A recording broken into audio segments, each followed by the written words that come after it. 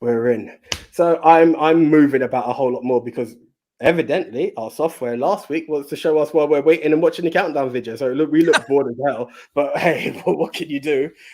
we loved recording, we love talking and interacting with you guys. But hey, what could we do? StreamYard decided to play a funny one on us last week. So it was proper weird watching that back. It was weird. I'm like looking back and I'm like, wait, when were we just sitting there like that? And I'm like, countdown? No. The countdown video should be on. I physically pressed it. I'm watching 15 at this point. But hey, it's speaking of hey, come again.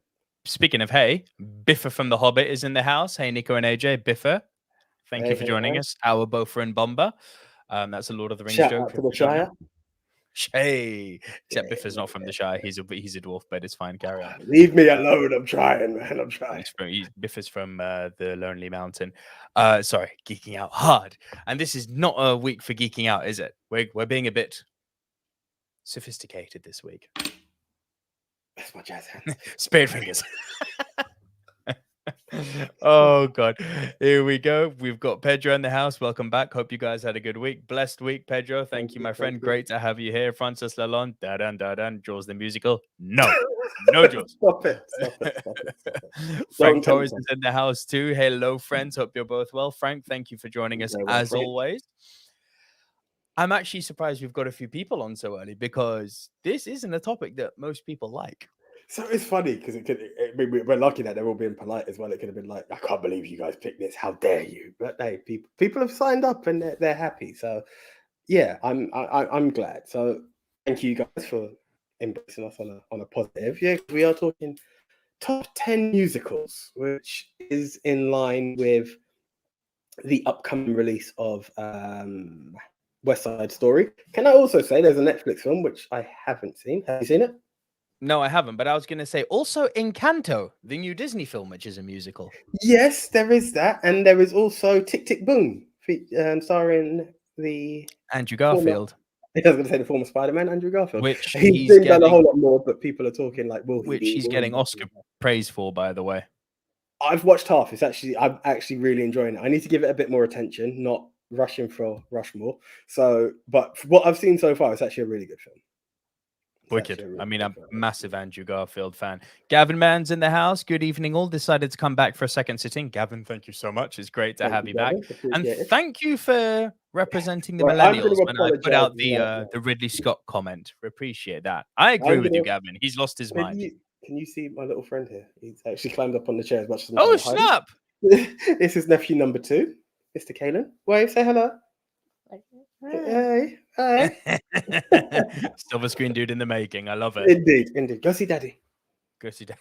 He's not a dog. Go see daddy. Not, but my in at number 10, is not going to work. So right, Biffa the Hobbit says this topic is going to be fun. I'm a huge musical fan. You've just broken the baby. Yeah, no, the poor kid hit his chin on the way down. Yeah. I shouldn't laugh. This is when you want to be uncle, but you can't.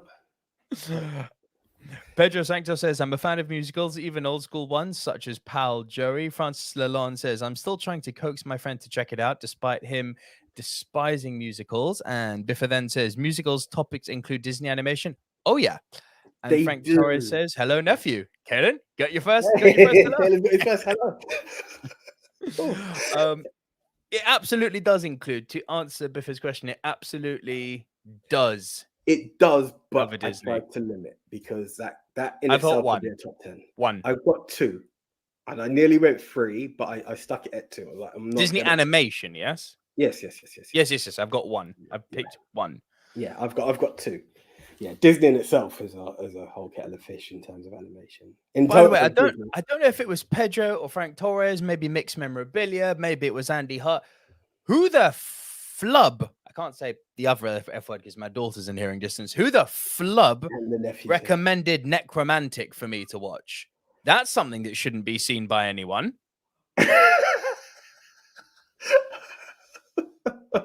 Like, announce yourself right now and apologize, because that's not cool. Was that wasn't the Christian Slater one, was it? That was another one. Absolutely not. There's no one of note famous in this. This is a B movie, gross out, snuff movie, necrophile porn. It's necrophilia. It's necro But porn. I kind of guessed that with a name like necromantic, but Dude, it's all sorts of wrong. Like, and me, I've got a stomach for the gross out. But here's the thing: whereby Martyr is an incredibly difficult film to watch, I think one can objectively say that it's cold in its delivery and it's brutal. It's a good film. Like, it's a well-made film. This is just bad. This is its whole purpose of existing is to gross out. And then it falls under the Tracy Emin art category. It's like people are like, yeah, Tracy Emin did that bed with the condoms on it. And everyone's like, oh, she's such an avant-garde artist. She's not, though. It's like, oh, but people are talking about it. Yeah, because it's dumb. And it's dirty, let's be honest. It's dumb and it's dirty. This movie this is the Tracy Emin of movies, this film. It's like, it thinks it's clever for being spoken about, but it's not actually acknowledging the fact that the reason people are speaking about it isn't for any artistic merit. It's just because, why? Talking of something, sorry, I'm just taking it slightly off course because I wish I could add, and it's in my head now. Have you seen Children of Men? Did you find a place to watch it? No, I did not. If you could please tell me where, I'd be greatly appreciated. I might be generous. Well, I will be generous. I'll pass you my BritBox login. I saw it's there. It's on BritBox. Oh, sweet. Yeah. Very good. I was going to slander a company, but I won't. But hey, I'm not sure why I still have a membership. Andy Hart's in the house. Don't dislike musicals as a rule. I just hate a lot of musicals. Here, Andy. Completely agree with that. I get that. It was a weird topic. If I'm honest. Like, it's in line with the film, but I was like, it's not something. Do you know what was weird though? As much as I thought I'm not familiar with a lot, I had seen more than I thought I had. I don't know if you could agree with that. I was like, wow. Oh, I'm not saying they're all good. No. Some of them are like really on the nose from March and stuff like that. Went for a few this week. Actually found some that I actually really enjoyed. Like, same. Two really stood out to me as something I really enjoyed. What I do apologize for is the recommendations that came up did not get a chance to see them. They did for me. I got to thank Pedro Sanctose, who says I recommended Phantom of the Paradise. Stay tuned. Cool. I actually wanted to, but I just didn't get a chance. Really good. Really good. A few more comments have come in. Pedro Sanctos says, I've made my list without any cartoons, though I'd recognize how Lion King is a great musical. Not only. Francis Lalonde says, not guilty in reference to Necromantic. Pedro says, not me in reference to Necromantic. I mentioned how it was not a good or fun film. They were comparing it to Reanimator. Reanimator is awesome and has a point. Necromantic is pointless. Andy Hart says, Necromantic wasn't me. I hadn't heard of it yet. Stay away. Nothing to be seen. Riri Thomas in the house. Evening. Hope you're doing well. I love a musical or two. Interested to see your choices. Yes, Riri. Love that. Great to have you here again. Pedro Sanctos says, recommended Phantom of the Paradise, and then goes on to say, I mentioned how as far as hard films to watch, I chose Salo. See, I saw Salo, the 120 Days of Sodom. Hard to watch, has artistic merit, and actually has something to say about power and societal inequality. Necromantic is meaningless. Salo, I actually had to say I enjoyed Salo is very, very a bad thing to say, and I could get into. There was understanding. There was understanding in the art form. Would that be? I mean, it's a hard watch. It's a very hard watch, but there was something behind the movie. Biffa says, can we exclude La La Land from the poll because automatic win? No, it's not. Here's the thing, Biffa. La La Land has become one of those movies that has become fucking trendy to hate on.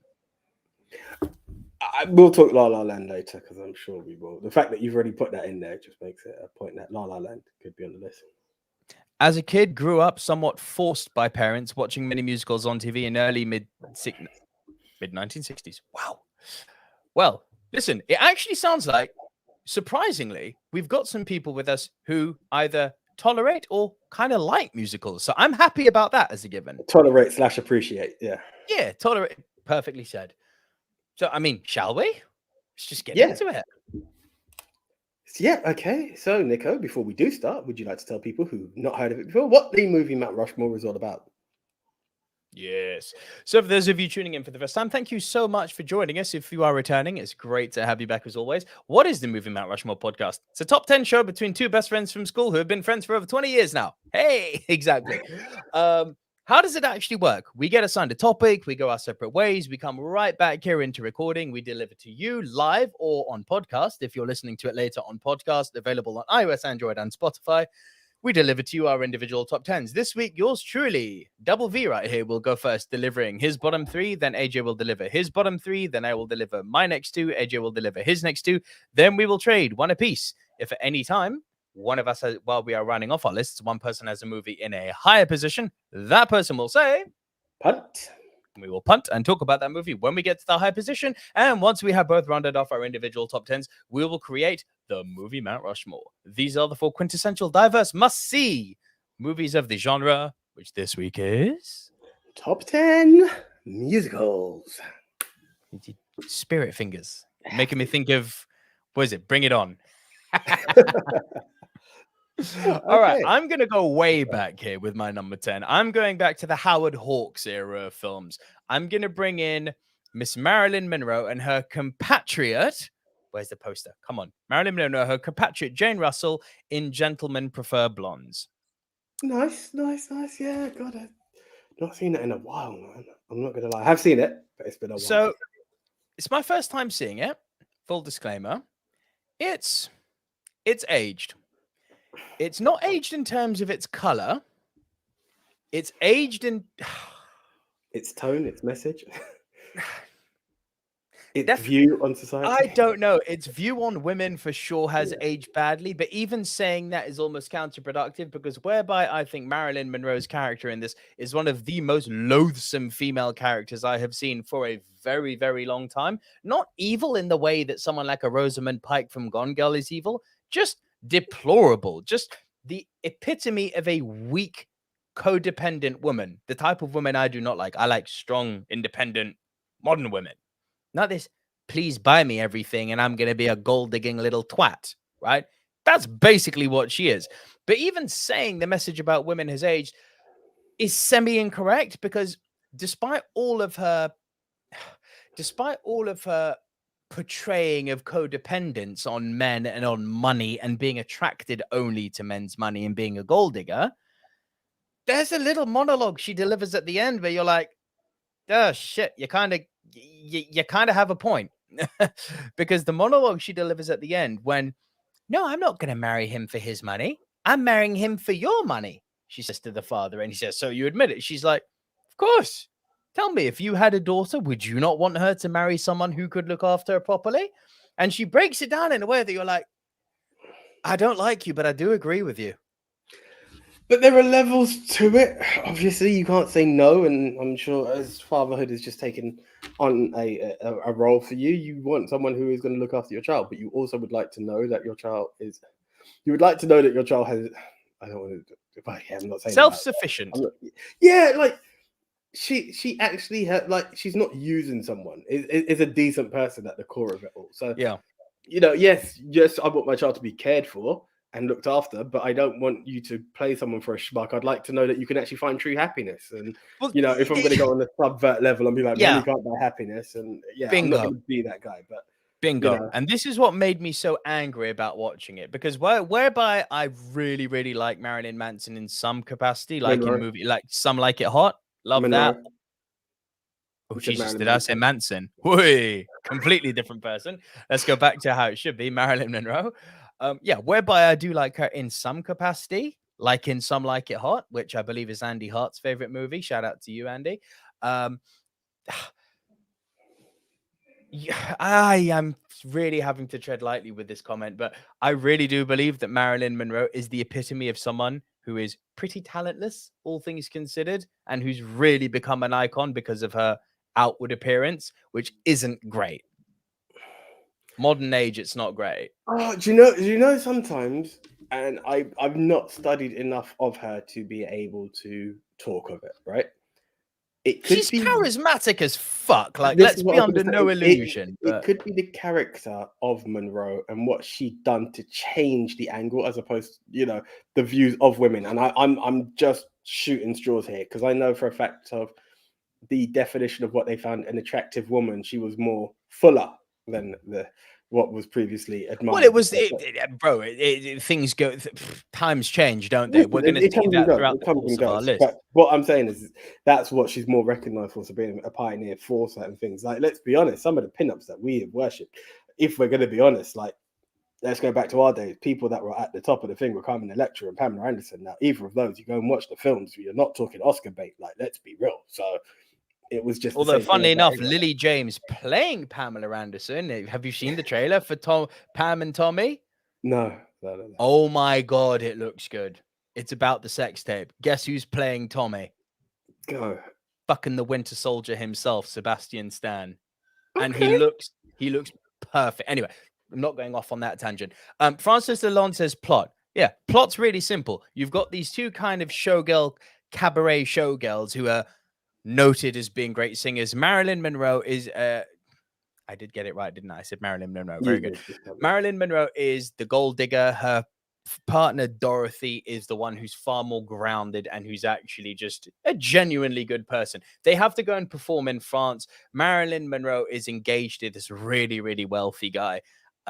Engaged, not married, and she's completely leeching off him.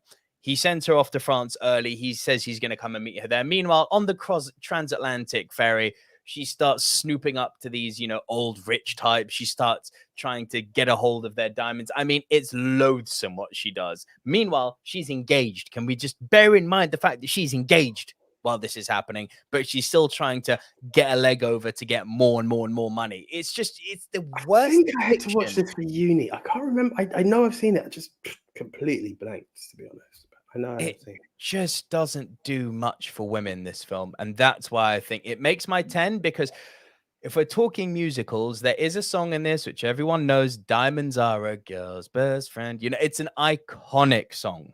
And it's mainly for that song and for that whole number. And I guess for the monologue as well at the end, that it does make my list.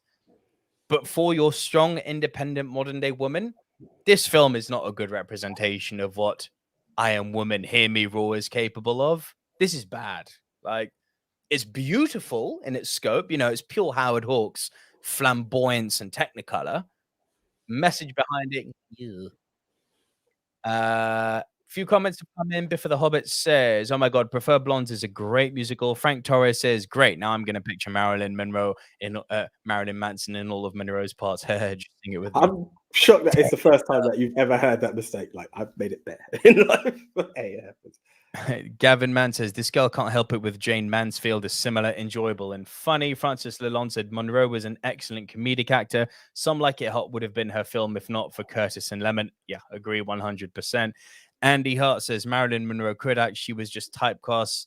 Watch Niagara and the Misfits." I shall. If that's the case, Andy, I shall. And Pedro Sanctos, would you say she's a material girl? Oh, yes, most definitely. And then Andy Hart says, "You talk about her character and what she does with men. How about how the men react to her?" Oh, yeah. Hunt, you're absolutely spot, Andy. Fair play to you. Absolutely spot on. The movie, in that sense, that's Andy, well played to you. In that sense, the movie's almost ahead of its time, because this is being made in an era where the almighty man is almighty, for lack of a better word. But what this movie does show is, and this is still true to this day, and I'm sure your girlfriend, my wife, everyone's partners, if they are of the opposite gender, joke with him about this. It's like a woman's only got to compliment a man and stroke his ego, and he just goes, it's so true. And the movie shows that she's only got to bat her little eyelids and they're like,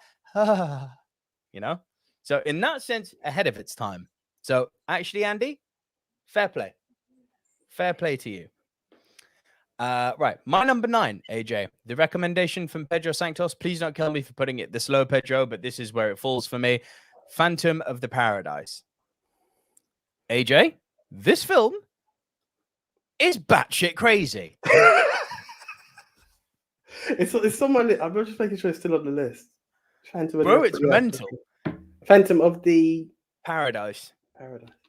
Yeah, so, it's on the top. It's on the top of the list. It's do you know what? And this is weird to say this for a musical, but do you know what vibes I got from it? Fucking Clockwork Orange. I got some full-on dystopian music industry, Clockwork Orange arrives from this. It's directed by Brian De Palma of Scarface fame. So it's grimy, it's dirty. The story is this songwriter who wants to also be the singer has his work stolen by this evil corporation, right? And by this mega music producer called Swan. And he tries to reclaim what is rightfully his. I mean, this is a tale as old as time, literally, right? It's, you know, the talent who's had his work stolen by the corpo. Yeah. But where this movie's different is that the talent keeps getting bent over with no Vaseline. You know what I'm saying? It's it's just, it escalates from one thing to another, to being put in prison, to having his teeth ripped out. This is all in the first 40 minutes, so I'm not spoiling the whole movie for you, don't you worry. Being put in prison, having his teeth ripped out so he can't sing, having his face plastered with a vinyl printing machine so it melts off, and it's like, yo, I swear this is meant to be like a musical. I'm watching it going, I mean, it's a musical, but holy shit. It's like, do you know what it said? The place I watched it, they labeled it a musical horror. And I was like, now that's a contradiction if ever there was one. I'm in. Well, there is one other film that's meant to be very up there as a musical horror. Watched it. Yeah. I won't say it in case it's on your list, but yeah, it's interesting. Yeah, bro, just for the, it's nothing like Reanimator, but it's one of those it's like Reanimator in the sense that you need to see it. It's batshit crazy, so it's nuts. It's absolutely bonkers. It's one of those films like, you know, you could talk about Hardcore Henry, and it's like good or bad, it doesn't matter. It's like I've never really seen anything like Hardcore Henry. It's like that. It's like it's worth a watch. It's really worth a watch. Pedro Sancto says, happy it made the list, one of my top 10 favorite films ever. I get it. If it resonates with you, I completely get it. Faust, Story, and Grey Frankenstein, Phantom of the Opera all combined. Oh yeah. Big time. And over then to my number 8. And my number 8, I have a feeling you're going to. Before we go over to your number 8, is the other Phantom on your list? No. Have you seen it? No, I have not. But there's so many versions of Phantom of the Opera. The latest one. I was just like, my number 8, get your finger ready on the punt button, mate, because I have a feeling you're about to punt me here. My number 8, The Wizard of Oz. No, I'm not. No shit. No, I'm not. Because this is more your film than mine. I know. Do you know what's really funny? And I think you know, there were some films one, I've always drawn for it. 2, like I know the story from beginning to end. I couldn't remember a lot of songs. We're off to see the wizard. Yeah. Off to see the wizard, follow the yellow brick road. After that, I was a bit like, ugh. So then it's not going to make my top 10 list if I can't really think of the songs out of the film. You have just hit the nail on the head of why it is so low. Yeah. It has its 2 songs. Yeah. It has its 2 songs. But the reason it's low, because my number 7, which I'm not going to talk about now, but when we get to it, I can probably only remember one song from it, if like off the top of my head, without racking my brain too hard. But it makes me feel all oogly boogly in my tum-tum. My number 7. It's a good film. I get it. Wizard of Oz, because I caught it so late in life, it's never moved me. I appreciate it's a huge part of kids' childhoods, and I will not make the mistake that my parents made, and I will show The Wizard of Oz to my daughter before she hits 10, so she can actually make it part of her childhood. But it's not that good, is it? Come on. Like, as I said, it's one of those things that I have fond memories of as a kid, and like I know it to be there at Christmas, but I've not watched it in a while, and I'm just like, and even then, I think when the first few times I watched it, you know, when you just always seem to catch a film at the same point. It felt like that. I always seem to catch it at the same point, and I'm there. So I've seen it. I have seen it in its entirety, but I was just like, I'm not going to hate on it because I've enjoyed it, and it's something I will stop and watch, and fond memories of watching it with my grandmother. But anything further than that, I'm like, I can't remember it, and I haven't gone back to it. And I know I've brought it up along the way, and I've been like, well, yeah, the story. But when I was thinking of it for this one, I don't even need to rewatch it. Like, I've got 2 songs, and I'd prefer to see something new than revisit old territory. Kind of. Oh, Pedro's just got us there, by the way, mate. Somewhere over the rainbow. That would be the third. That would be. But But again, it's weird. Think of it. We both drew for the same 2 songs. So as much as it's a classic, somehow it was forgotten that it's linked to this film. Wrong of us. I'm not saying no, but both of us that it happened. It's weird. You know, if you're deep into your Wizard of Oz, which I'm somewhat, but not entirely. You're deeper than I am. Yeah. I watched it a few times. But AJ be like, it's not hard. But do you know what I said? I always quote it from a certain point, so I probably missed that point. But hey, it's cool. Yeah. Okay. Right. Love Gavin Mann's take on this. Girl and her dog transported to a strange land and kill the first person she meets. Teams up with 3 others to kill again. It's true, though. Yeah. It's true, though. You cannot actually argue with that point. At all. Andy Hart says 2 for 2. This is on my list too. Frank Torres says it's strange. I don't think of Oz as a musical. Fair enough. But again, adventure, if you think family of it, adventure, I guess.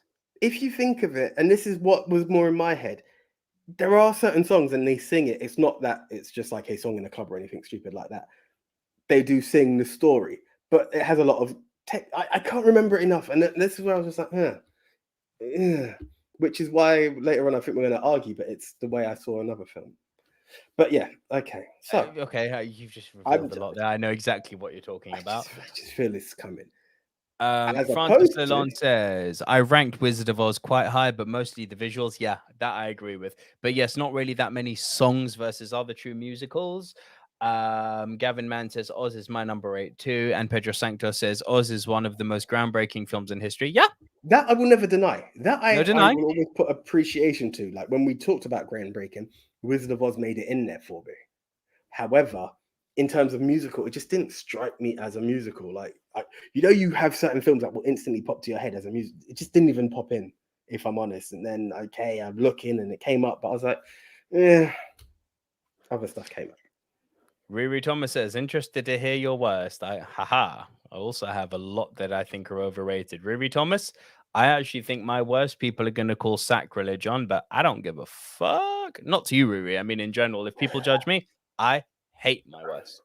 When it comes to my worst, I was tempted to bring up another one based on the fact of overrated, but then there was a clear winner of worst for me. So. Oh yes, very much so. But that's over to you now, AJ. What is your number 10? In at number 10, where I believe it was. I'm actually just going to look back. Someone just said a true musical. Sorry, I do apologize for who it was. This is what hit me as a true musical. So in at number 10 for me, Sweeney Todd. Yeah, you love that movie, don't you? That's all you. But do you know what? Remember, this is late for me. I've only seen Sweeney Todd recently. And when I thought of a musical, this is one of the first films that I can truly say I saw from beginning to end, and it was song for song for song. And that's why I was like, this is like, when I first took it, I didn't know how to appreciate it. And this has actually brought me onto something else that I was thinking about. I don't know how I would feel, short of a Disney animation, of actually going to the cinema and watching a musical. I actually thought of that when I was doing this list. I was like, I don't know how I'd feel just watching a film where I'm just being sung to the whole time in the cinema. And yeah, just going back to it, Sweeney Todd, this was my first experience of a film where every word is being sung to you. And I found it interesting. And in the essence of doing a musical, I was like, it needs to make the list for me. So we are talking about the famous barber who tries to reclaim his spot and be king of the barbers. And anyone who dares cross him is sliced at the throat and made into a pie. It's as simple as that. If you haven't seen it, that's what it is. And why does he do that? Because there's a hole in the world like a great black pit, and it's filled with people who are filled with shit, and the vermin of the world inhabit it. Yeah, but there you go. This one's better than I do. But it was interesting for me. It was interesting, and I actually really appreciate the performances. We're obviously talking Johnny Depp and Helena Bonham Carter, always playing up is always interesting. Sacha Baron Cohen was fun. He was great in this. Yeah. Alan Rickman. I was blanking there. I didn't want to call him Snape. I did not want to say Snape out loud. Alan Rickman was hot. Some people would even take offense to that. It's Hans Gruber. I know, Hans Gruber. How dare you call him Hans? But I was like, it was between Hans Gruber and Snape. But yeah, Alan Rickman, I thought. And do you know what I loved about Alan Rickman? Was the power in his voice when he sang. That took me. Like, I was like, my God, you got some power, man. Like that, the others, I was like, okay, whatever. I can see you're trying to do this. But I thought Alan Rickman had power when he sang. Oh yeah. Yeah, that's my number 10. Right, Mixed in it, Memorabilia says, huge music fan, but musicals, I only have a select few. Did you check out Tango's The Exile of Gardel? Mixed Memorabilia, unfortunately, not. Pedro Sanctos had one I had to check out, which was my number 9, The Phantom of the so Paradise. just leaves it up. Tango's Tango's The Exile of Gardel. You just know this is going to be a great movie. Yeah. Andy Hart says there is a certain type of musical that I generally don't like, where the characters break into song, then return to what they were doing without the song moving the plot forward. Correct. My worst, Andy, falls exactly into what you've just described. Pedro Sanctos says, wonder if you guys have seen Black Orpheus. It won the Palme d'Or in 1959. Heard of it. Haven't seen it. No, haven't seen it. Can you add Black Orpheus to our must-see list, please, AJ? Yeah, that's the next one. I love you guys, by the way. It really like edutainment, man. Yeah, it's so weird because obviously we would edutain each other in the pre-live edition, and maybe a couple of tweets would come through. Now they're just running through that. You're just like tap tap tap all the time. I love it. That list is getting so big, isn't it? Do you know what hurts me actually? And I've always said it is that there comes a point where it's just it's humanly impossible to be able to see everything, and that's what. Really of course it is. I always say I would love it as much as it would kill from like a cinema experience. I've always said it. This is my example. You know how Neo learns Kung Fu? It's like plugged in, flippy.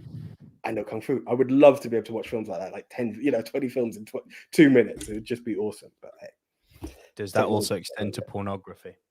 Ha! Anyway, it all depends on your performance rate, mate. Anyway, we digress and we move on. Oh, you're number 9. Right, in at number 9, a film I only saw yesterday. But it's been out for a while, and it kills me. Like, I enjoyed it, and I remember watching the beginning of it in college when I was studying media, and never got to see the end until yesterday. Believe it or not, Moulin Rouge. Whoa! The way that came, I thought you was going to tell me you hate it. No. It was a satisfied one. It's beautiful film. Yeah, beautiful. And the thing is like, so when I first saw it, I remember we were watching like the beginning, the opening, and I remember like they were singing like Smells Like Teen Spirit, like here we are, they're entertaining us, like this is crazy, what have you. But we always stopped there, and I've never gone forward, but it always captured something in me, right? Always captured something in me. Then I started watching further. Then it was this whole thing of how they're trying to sell the story to the Duke, and they're all like moving around batshit crazy, sending them this story. And I was like, this is bad, but I love it. And then the story keeps going forward, and it like Tam being the other half always says to me, "Have you no soul? Like you never cry."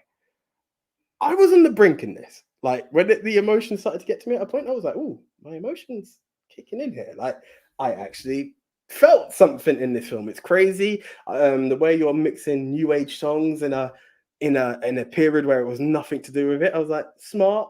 Don't know if I like it, but I'm enjoying it. I'm singing along at points where I shouldn't be. And it was something. And I knew where the story was going, but it still caught me. And that's why I was like, you know what? Nice. Well done. Well done. It took me 20 years to watch this film.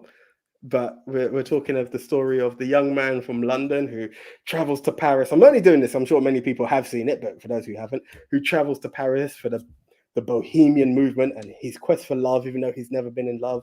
And he falls for the lady of the night from the Moulin Rouge, Satine. And he's been encouraged to be there to meet her, to encourage her to be part of his play. She mistakes him for someone else, but their connection is made. And now it's right in a play, which is essentially their real life in a somewhat meta form for a stage. It was cool. I actually really enjoyed this film. More than I thought I would, if I'm honest. Well, you've got a lot of people agreeing with you here. Biffa from The Hobbit says Moulin Rouge was super fun. Francis Lalonde says, I'd forgotten about that one. Moulin Rouge. Biffa goes on to say, my favorite Moulin Rouge scene when they sing Your Song by Yes. Yeah, that was nice. And Andy Hart says, another on my list. Are you going to pick all 10 between you? We're trying, Andy. We're trying. Ruby asks, was it a Baz Luhrmann film? It certainly had that vibe I like. Yeah. I think it was Baz Luhrmann. And Pedro Sanchez says, I've only seen Moulin Rouge when it was in theaters. It felt fresh. It was fun. Yeah. It was. Honestly enjoyed it. Right. I have a feeling the punt button may come up. Okay. In at number 8 for me.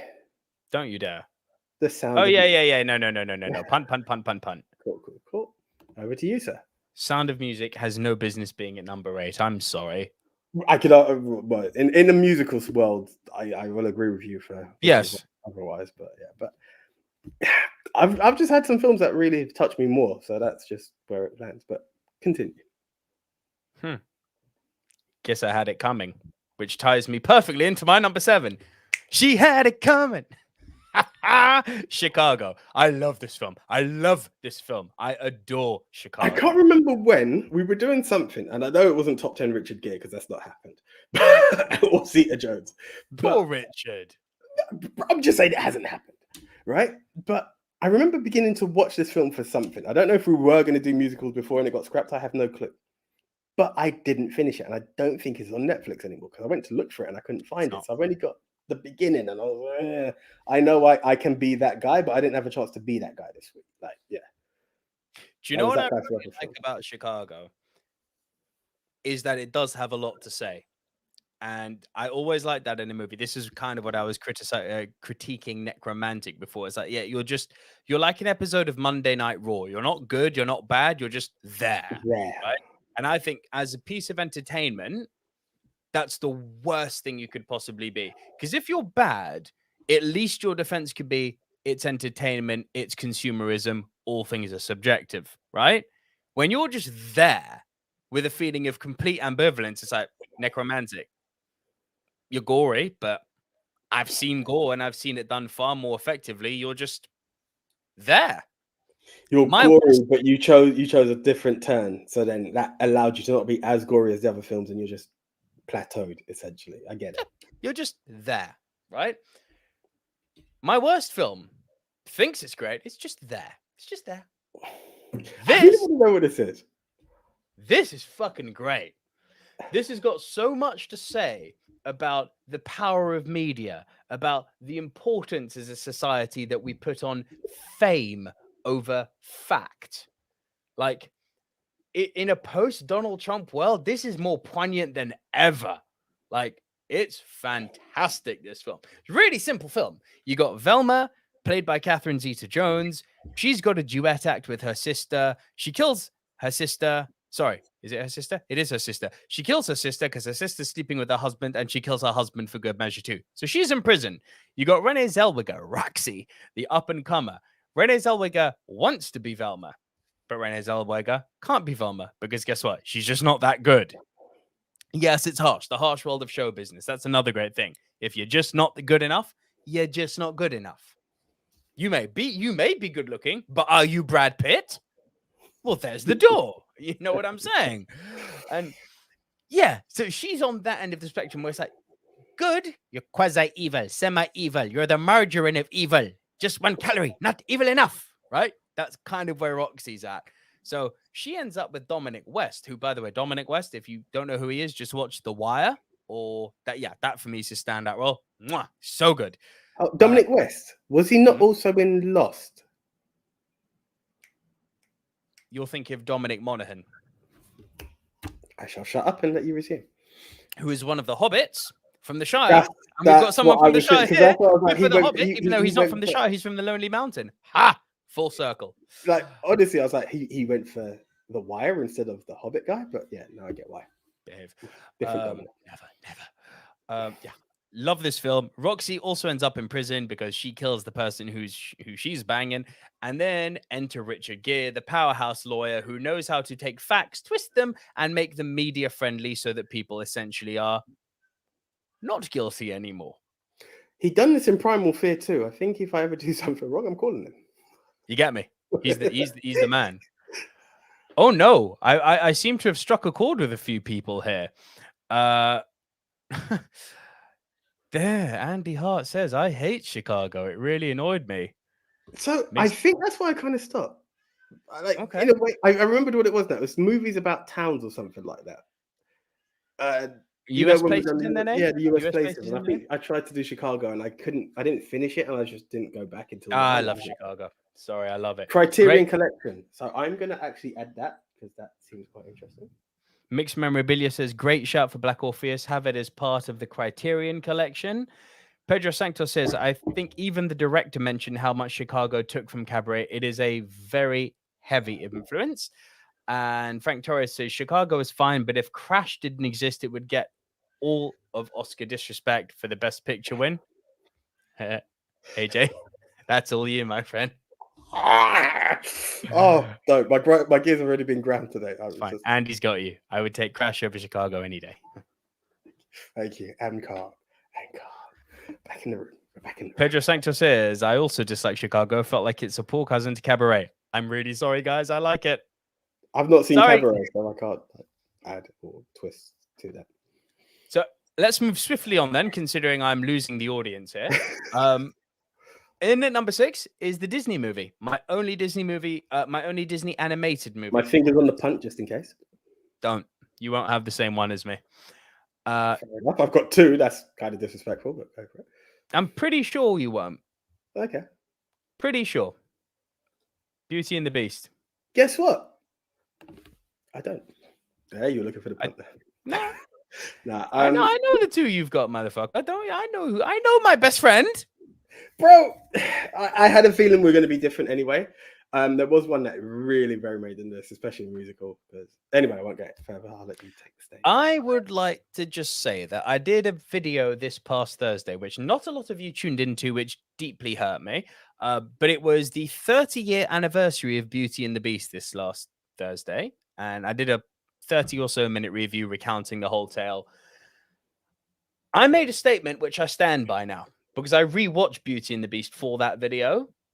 This is the best animation Disney have ever done. I stand by that. In terms of what the characters go through, in terms of the amount of content, in terms of arcs, character arcs, whereby you've got... Pick Gaston, right? He doesn't start evil. He starts off as a bit slimy. He starts off as your everyday kind of macho wanker. He's not evil. By the end of it, he's full evil. That's a good... I'm leaving this to you. That's a good character arc he goes through. I would also argue that as far as songs go, nothing touches Beauty and the Beast. Nothing. You've got the ones that everyone pulls for. You've got Be Our Guest. Of course, right? Everyone loves Be Our Guest. You've got Tale as Old as Time, which won the Oscar, right? But then you've got all the ones that people don't talk of. You've got that great opening song, Little Town, It's a Quiet Village. You know, that paints such a perfect picture of what Belle describes as the simple provincial town life and how she wants aspirations to be something bigger. And I'm sorry, considering she's not a stereotypical Disney princess, the fact that she's portrayed as a strong, intelligent woman in this, something very uncharacteristic of a Disney princess in all things considered. Yeah, you've got your Jasmines, I appreciate. I was going to say, I think by the time you take the turn of an era, obviously I know it's based on the book, so I'm not going to be a complete arse when I say this, but you look at the turn of the era. Bro, Ariel came out at the same time. She was fascinated by a fucking trinket called a fork when her father's carrying a trident. Yeah, Little Mermaid was... Yeah. Ariel's a moron. Love her, but she's a moron. Absolute moron. Right? You've got that opening with Belle singing. Then you've got the whole... The part where Belle's rebuke Gaston. Madame Gaston, can't you just see it? And then breaks out again into I want more than this provincial life. Then you've got, of course, my favorite, because he's the best Disney villain ever, the Gaston song. I'm sorry. That's just all sorts of wonderful. No one's quick as Gaston, no one's slick as Gaston. Look at you smiling. See, I got you, motherfucker. You cannot watch. Because I was tempted to join in, then I was like, I don't know the order, so I'm going to shut up. You essentially. As a specimen, yes, I'm intimidating. Come on, you can't watch that movie and not smile ear to ear. And there's these throwaway songs, these songs that people don't freaking remember, like when Gaston marches on the castle at the end. There is so much cool shit going on in that scene. He manipulates the villagers. If you watch that scene, but again, this is all fresh in my mind, obviously. You watch that scene, the animation going on with Gaston in that scene is superb because he's just planted this idea that this big scary beast is going to come and tear us apart. He then lets the villagers just start a chain reaction of fear.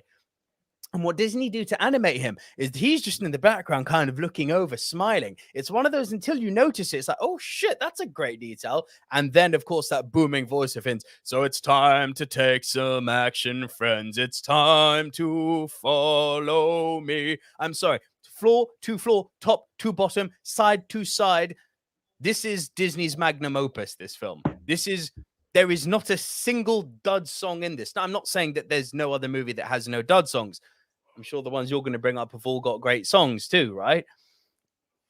This is the greatest thing they've ever done for me. It's fucking perfection. What they've done with characters, what they've done with secondary characters, what they've done with character arcs, what they've done with facial animation, what they've done with classic storytelling. It's a masterpiece. It is a masterpiece. But I have no argument with that. It didn't draw. I think your key point to it is when it comes down to how many songs people remember and what they draw for. And Beauty and the Beast, as much as I love it, has been a very, very long time. And that's where it falls where it falls. Like, that's it fair. Just didn't make the cut for me. That's fair. I've had a few comments for Beauty and the Beast come in. Biffa the Hobbit says, I participated on Beauty and the Beast review. Oh man, why didn't you say you were Biffa? I know you as Biffa, not the boss. Gavin Mann says, can definitely see some of my list not qualifying. I have 2 biopics, which most argue aren't musicals. Hold on to those, Gavin, because we'll be asking you for those at the end. Frank Torres says, Pedro Sanctos, I know it beat Gangs of New York. Oh, we're still arguing about Chicago. I'm not touching the Oscars stuff. I think we're still doing Oscars there. Would you consider the film 1984 film? Sure. Don't see why not. Then I think we're still talking Crash here. So let's leave the Oscar stuff aside just because I want to Star Wars this and stay on target. Your number 7. Right, my number 7. Sorry, I've just had a thought. Anyway, so now it's my Disney. We'll come up with my thought later. It's more off camera than on camera. Oh no, sorry. Got to bring this up from Frank. Next time I see someone watching Little Mermaid, I'm going to tap them on the shoulder and tell them Ariel is a moron. She is, though. There's literally a song where she's like, look at these wonderful trinkets, and she holds up a fork as like, bitch, your father's carrying a big version of that. He used the B word on Princess Ariel. How dare you? But she's a dick. She's literally fascinated by the humans upstairs because they drop forks into the sea. And she's like, look at all these wonderful trinkets and tinsels, holding a fork. Your father's carrying a trident. How stupid are you? It's the extra prong. There's 3, yeah? A fork has 3, yeah? Yeah, we'll move on. The fork she has 3. Even worse. All right, cool. This is what I'm saying. And then she can't swim. What does she do to try and catch the ship, which Ursula and Prince Sebastian are escaping on at the end? She jumps into the water and nearly drowns. It's like, Jesus Christ, how dumb are you? Rewatch Little Mermaid. The girl is certifiably stupid. She was the influence for Randy Orton. Let me put it that way. Fun fact about Ariel while we're just on the topic. Do you know who was the inspiration behind the visuals of Ariel?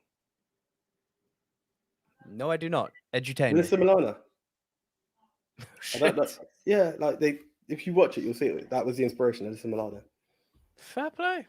Yeah, I can't remember where I read that, but yeah, a young Alyssa Milano was the inspiration to Princess Ariel. Right, in at number 7 is my Disney movie, the first one, The Jungle Book. Yeah, I didn't think you'd both this one. I thought you'd go Aladdin. Well played on The Jungle Book. I like that. You know what? So there was like 4 Disney films that were really in there. Screw it. You've only got one Disney. Aladdin was very nearly in there. Didn't go for it. But do you know what it is? I nearly done it because, again, it's been a while since I've watched a lot of these films. I was like, I nearly drew for the playlist of what songs were what. And I'm like, okay, I can think of Prince Ali, this, that, and the other. But when I looked at Jungle Book, it's like track for track, whether it be Trust in Me, whether it be Friends Like These, Bare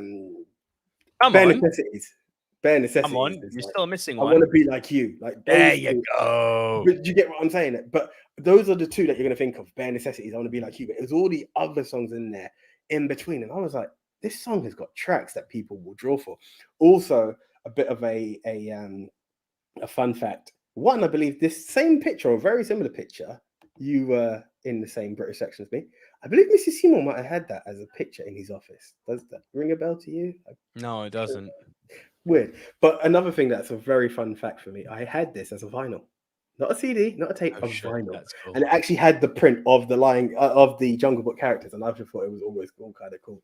So that was something me and my sister and I used to play to hell. Like, it was so cool to be able to, like, oh my God, like you're just going on with the tune. And I also appreciate that in the era of Disney, when you talk of Disney classics, now there are many. I remember this being re-released on VHS, and my parents went out to buy it for us, and being able to really appreciate this. Like, it had a second coming, it really did. And they're very, yes, it's got some, some lower tones, but if you're thinking of joyous tunes, man, the Jungle Book delivers. And that's where I was like, Bare Necessities is the one. Bare Necessities and I Want to Be Like You. Like, that is power, man. Like, obviously people will sing Bare Necessities more, but I Want to Be Like You. Walk like you, talk like you, true. And think of the disappointment we had when it sounded like Christopher Walken would be the perfect one, but they spun it too much that it didn't have that original touch to it. That annoyed me so much because the casting for me was perfect. Yeah. Christopher Walken being cast as King Louis is casting perfection. I'm the king, like, perfect. I didn't sing. I would just want. I want to be like you. Yeah, like, really. And this is the problem. This is where it like lost it. But you take that animation. Louis Prima drops fire, and then Christopher Walken, who was cast perfectly, doesn't even sing. Like, come on. Yeah, and these are the things. But and that's the thing. And you could have got away with it had it not been for the classic that was the animation before. You're like, it's something we're looking forward to. These are the things that you're looking forward to. And out of all songs, it was Bare Necessities and I Want to Be Like You. And you're like, you fluffed it. And then even how can I? They fluffed Bare Necessities big time. Actually, you're right. There was no. It felt robotic. And then they bloody cut the Elephant March, the Elephant Parade. I was so hurt when I didn't hear the baby elephant singing along. That hurt me to hell, man. Like, did you see what? Yeah. I say military style, like, what's the up with your trunk? And this is the part, like, I thought of it and I was like, so many classics that you could just draw for, and that's why, as much as I appreciate what you're saying, Beauty and the Beast, having not seen either of those forever, so many more tracks came to me from Jungle Book, and that's why I went for it. I think Beauty and the Beast is the better film, but I do recognize Jungle Book. But better film, one thing, music, better musical as well. Yeah. That's I really believe it. I believe Beauty and the Beast is the better musical. Okay, I do. I just do. Right, here we go. Just hang on. A few comments. Francis Lalonde says, dang, haven't seen the Jungle Book in years. Definite favorite as a kid. Oh, yes. Pedro Sanctus says, oh, by the way, the Phantom was a huge inspiration for Darth Vader. Lucas was friends with De Palma and liked the look particular. Yeah, I can see that. So the Phantom of Paradise, AJ. Even the picture, I could see it from proper Darth Vader shit going on. Mixed Memorabilia says, apologies, guys, just caught up lifetime. No apologies necessary. Just happy you are here now. And then there's some chats going on with the different movie fans in the chat, so I'll let them carry on. AJ, over to your number 6. You're right. We're going to go to your number 5 because I know a punt is coming. It's just fucking basic and blunt. In at number 6 for me, La La Land. Shall I press it? Shall I go forward? Where are we going with this? What is wrong with you? Punt. Right, of course, I knew it. I knew this was going to be an argument, but you will hear my breakdown later. What the flub?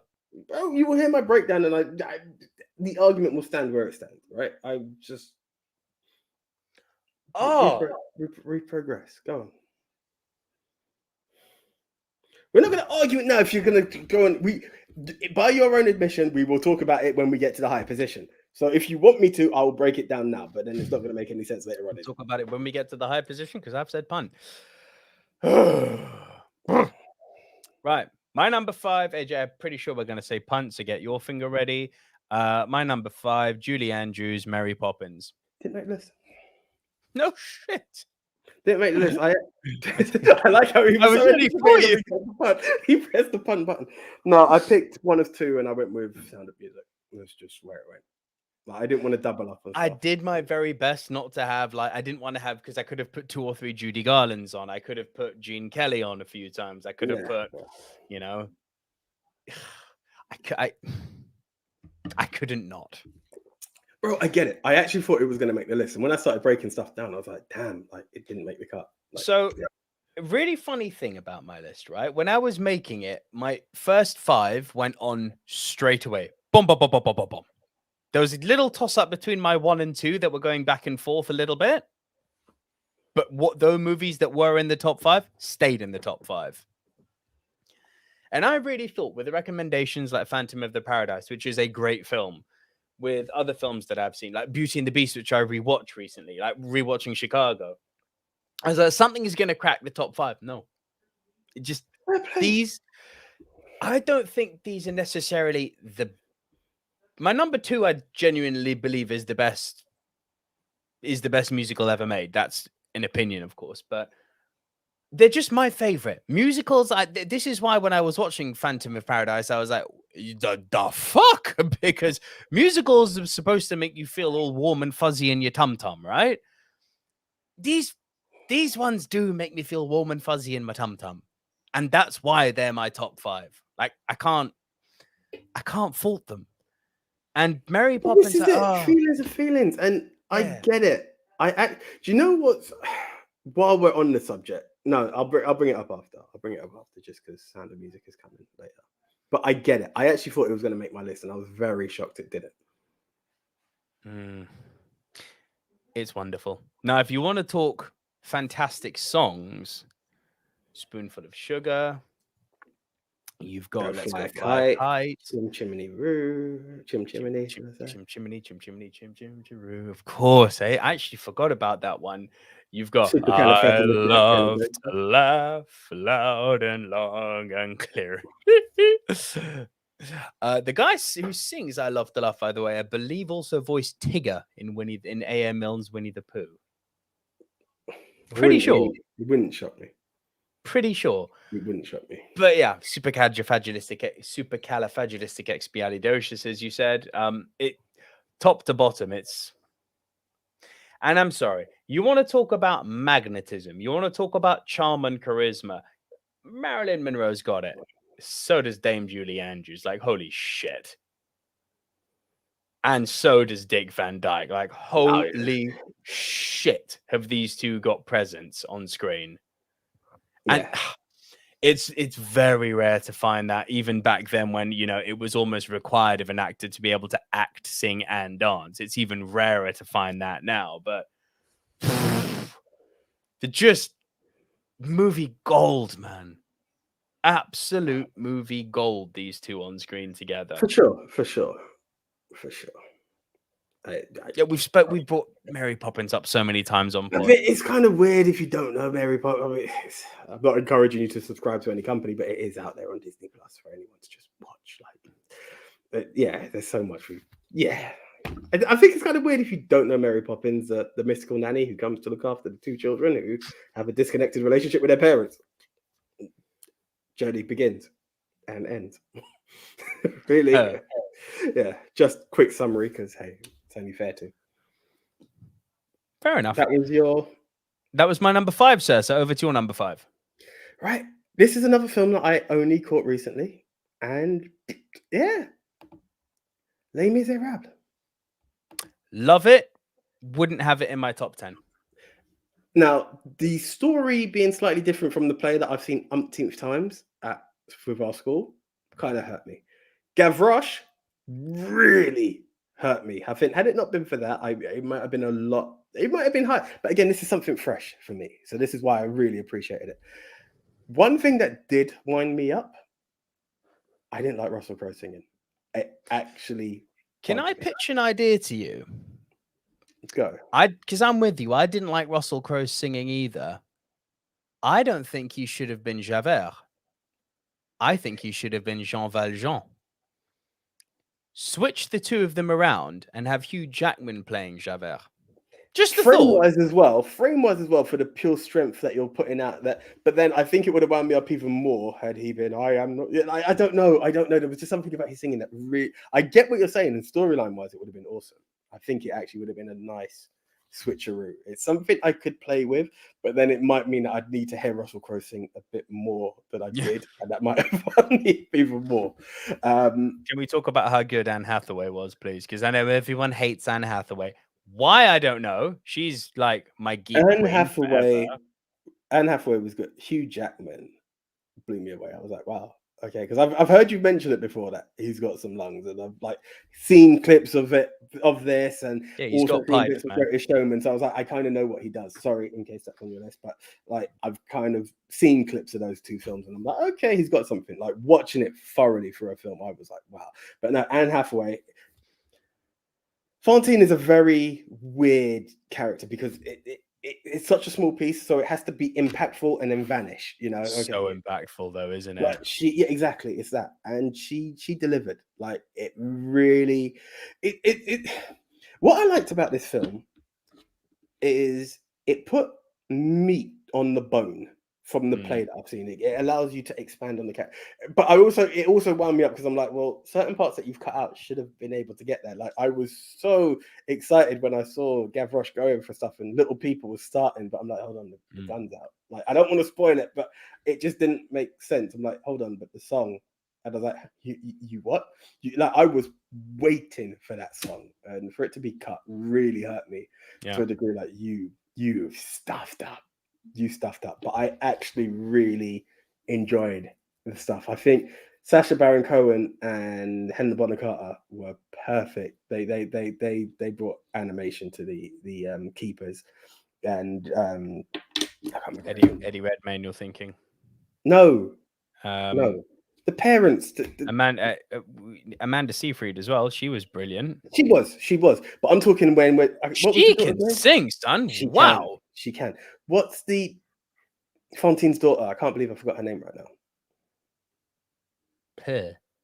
Right, Amanda Seyfried's the younger version of her. When the Sacha Baron Cohen's looking after her, and they're just like singing and going throughout how they were robbing people and how dodgy they were. I thought that was amazing. I really enjoyed it. I had a lot of fun with that. But yeah, everyone really surprised me because one thing with musicals, and I was saying it because my brother came in, saw me watching Moulin Rouge yesterday, and we were talking about the parts where you follow actors in a specific role, and then you see them singing, and sometimes it can either make you fall in love with them even more, or it takes you completely away from it. Like for some people, hearing Logan sing is like, what the fuck? Like literally, like where are we going with this? This actually made me appreciate everyone that bit more. I was like, you really done well. One part that Sacha Baron Cohen did do is he's trying to sound like a Frenchman with what he's doing, but I'm hearing Borat, and I was like, yeah. That's true. But apart from that, I had a lot of fun with this film. I've delivered at the what I thought was unfair. I like your idea of a role reversal, short of possibly hearing more of Russell Crowe sing. But and he doesn't. He says it would have Jackman would have made Javert too likable. I don't know. Jackman can do nasty. I think he can. I think he can. I think he could have really delivered something that would have been like, "Ooh, you are disgusting." But it fits. But it would have been interesting to see a role reversal. And in answer to Andy's question, really, I love Anne Hathaway. Have you seen Rachel getting married? Yes, I have. Finally, I get to say yes, I have to, Andy. And I love Anne Hathaway too. I've met her. I've hung out with her when she was going up for playing Batwoman. She actually hung out and talked to me about Batwoman. Catwoman. I don't know what the fuck is wrong with me tonight. Catwoman, between Batwoman and Marilyn Manson, I'm on a roll tonight. Yeah, she's awesome. And I think she's a mega talented actress. I love her. Love her. I'm sorry. And when she sings, even thinking about it now, I'm getting goosebumps on my arm.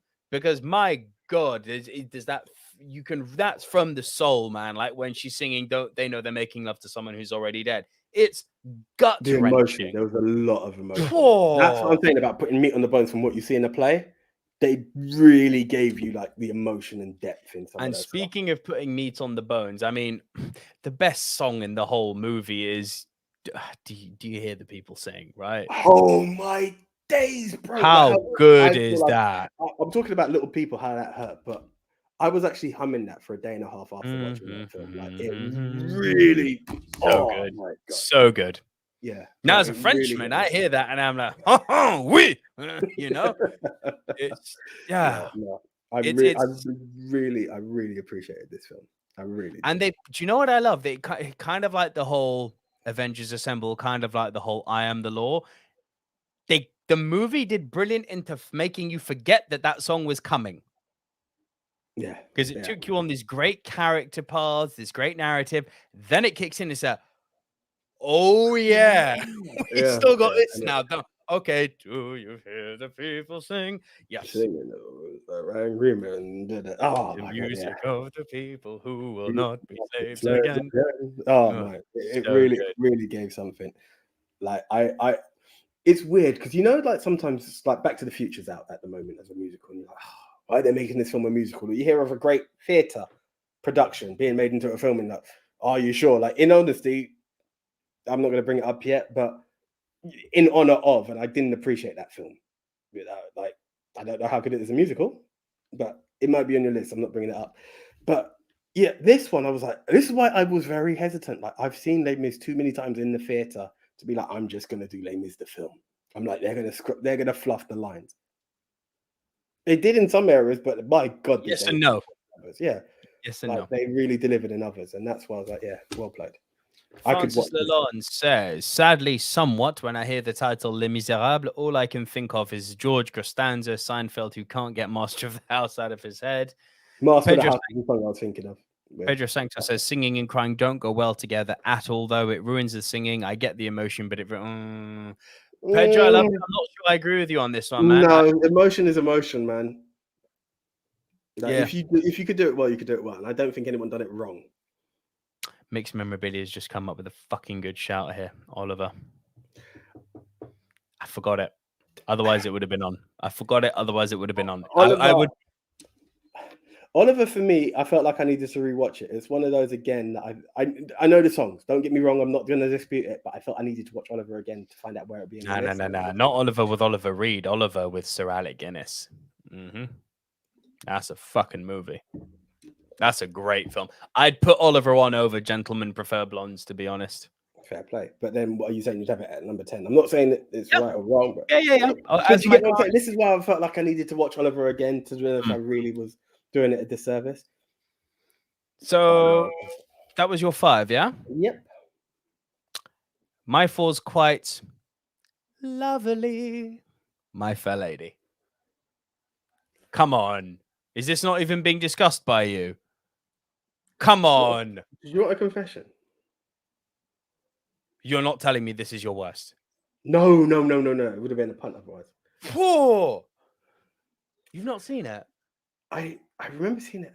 Again, this is way too long, and this film is one of my girlfriend's favorites. Yeah. Yes. And I vowed to watch it with her, but because of time length and what have you, I didn't get a chance to rewatch it, and I was just like, I'm not.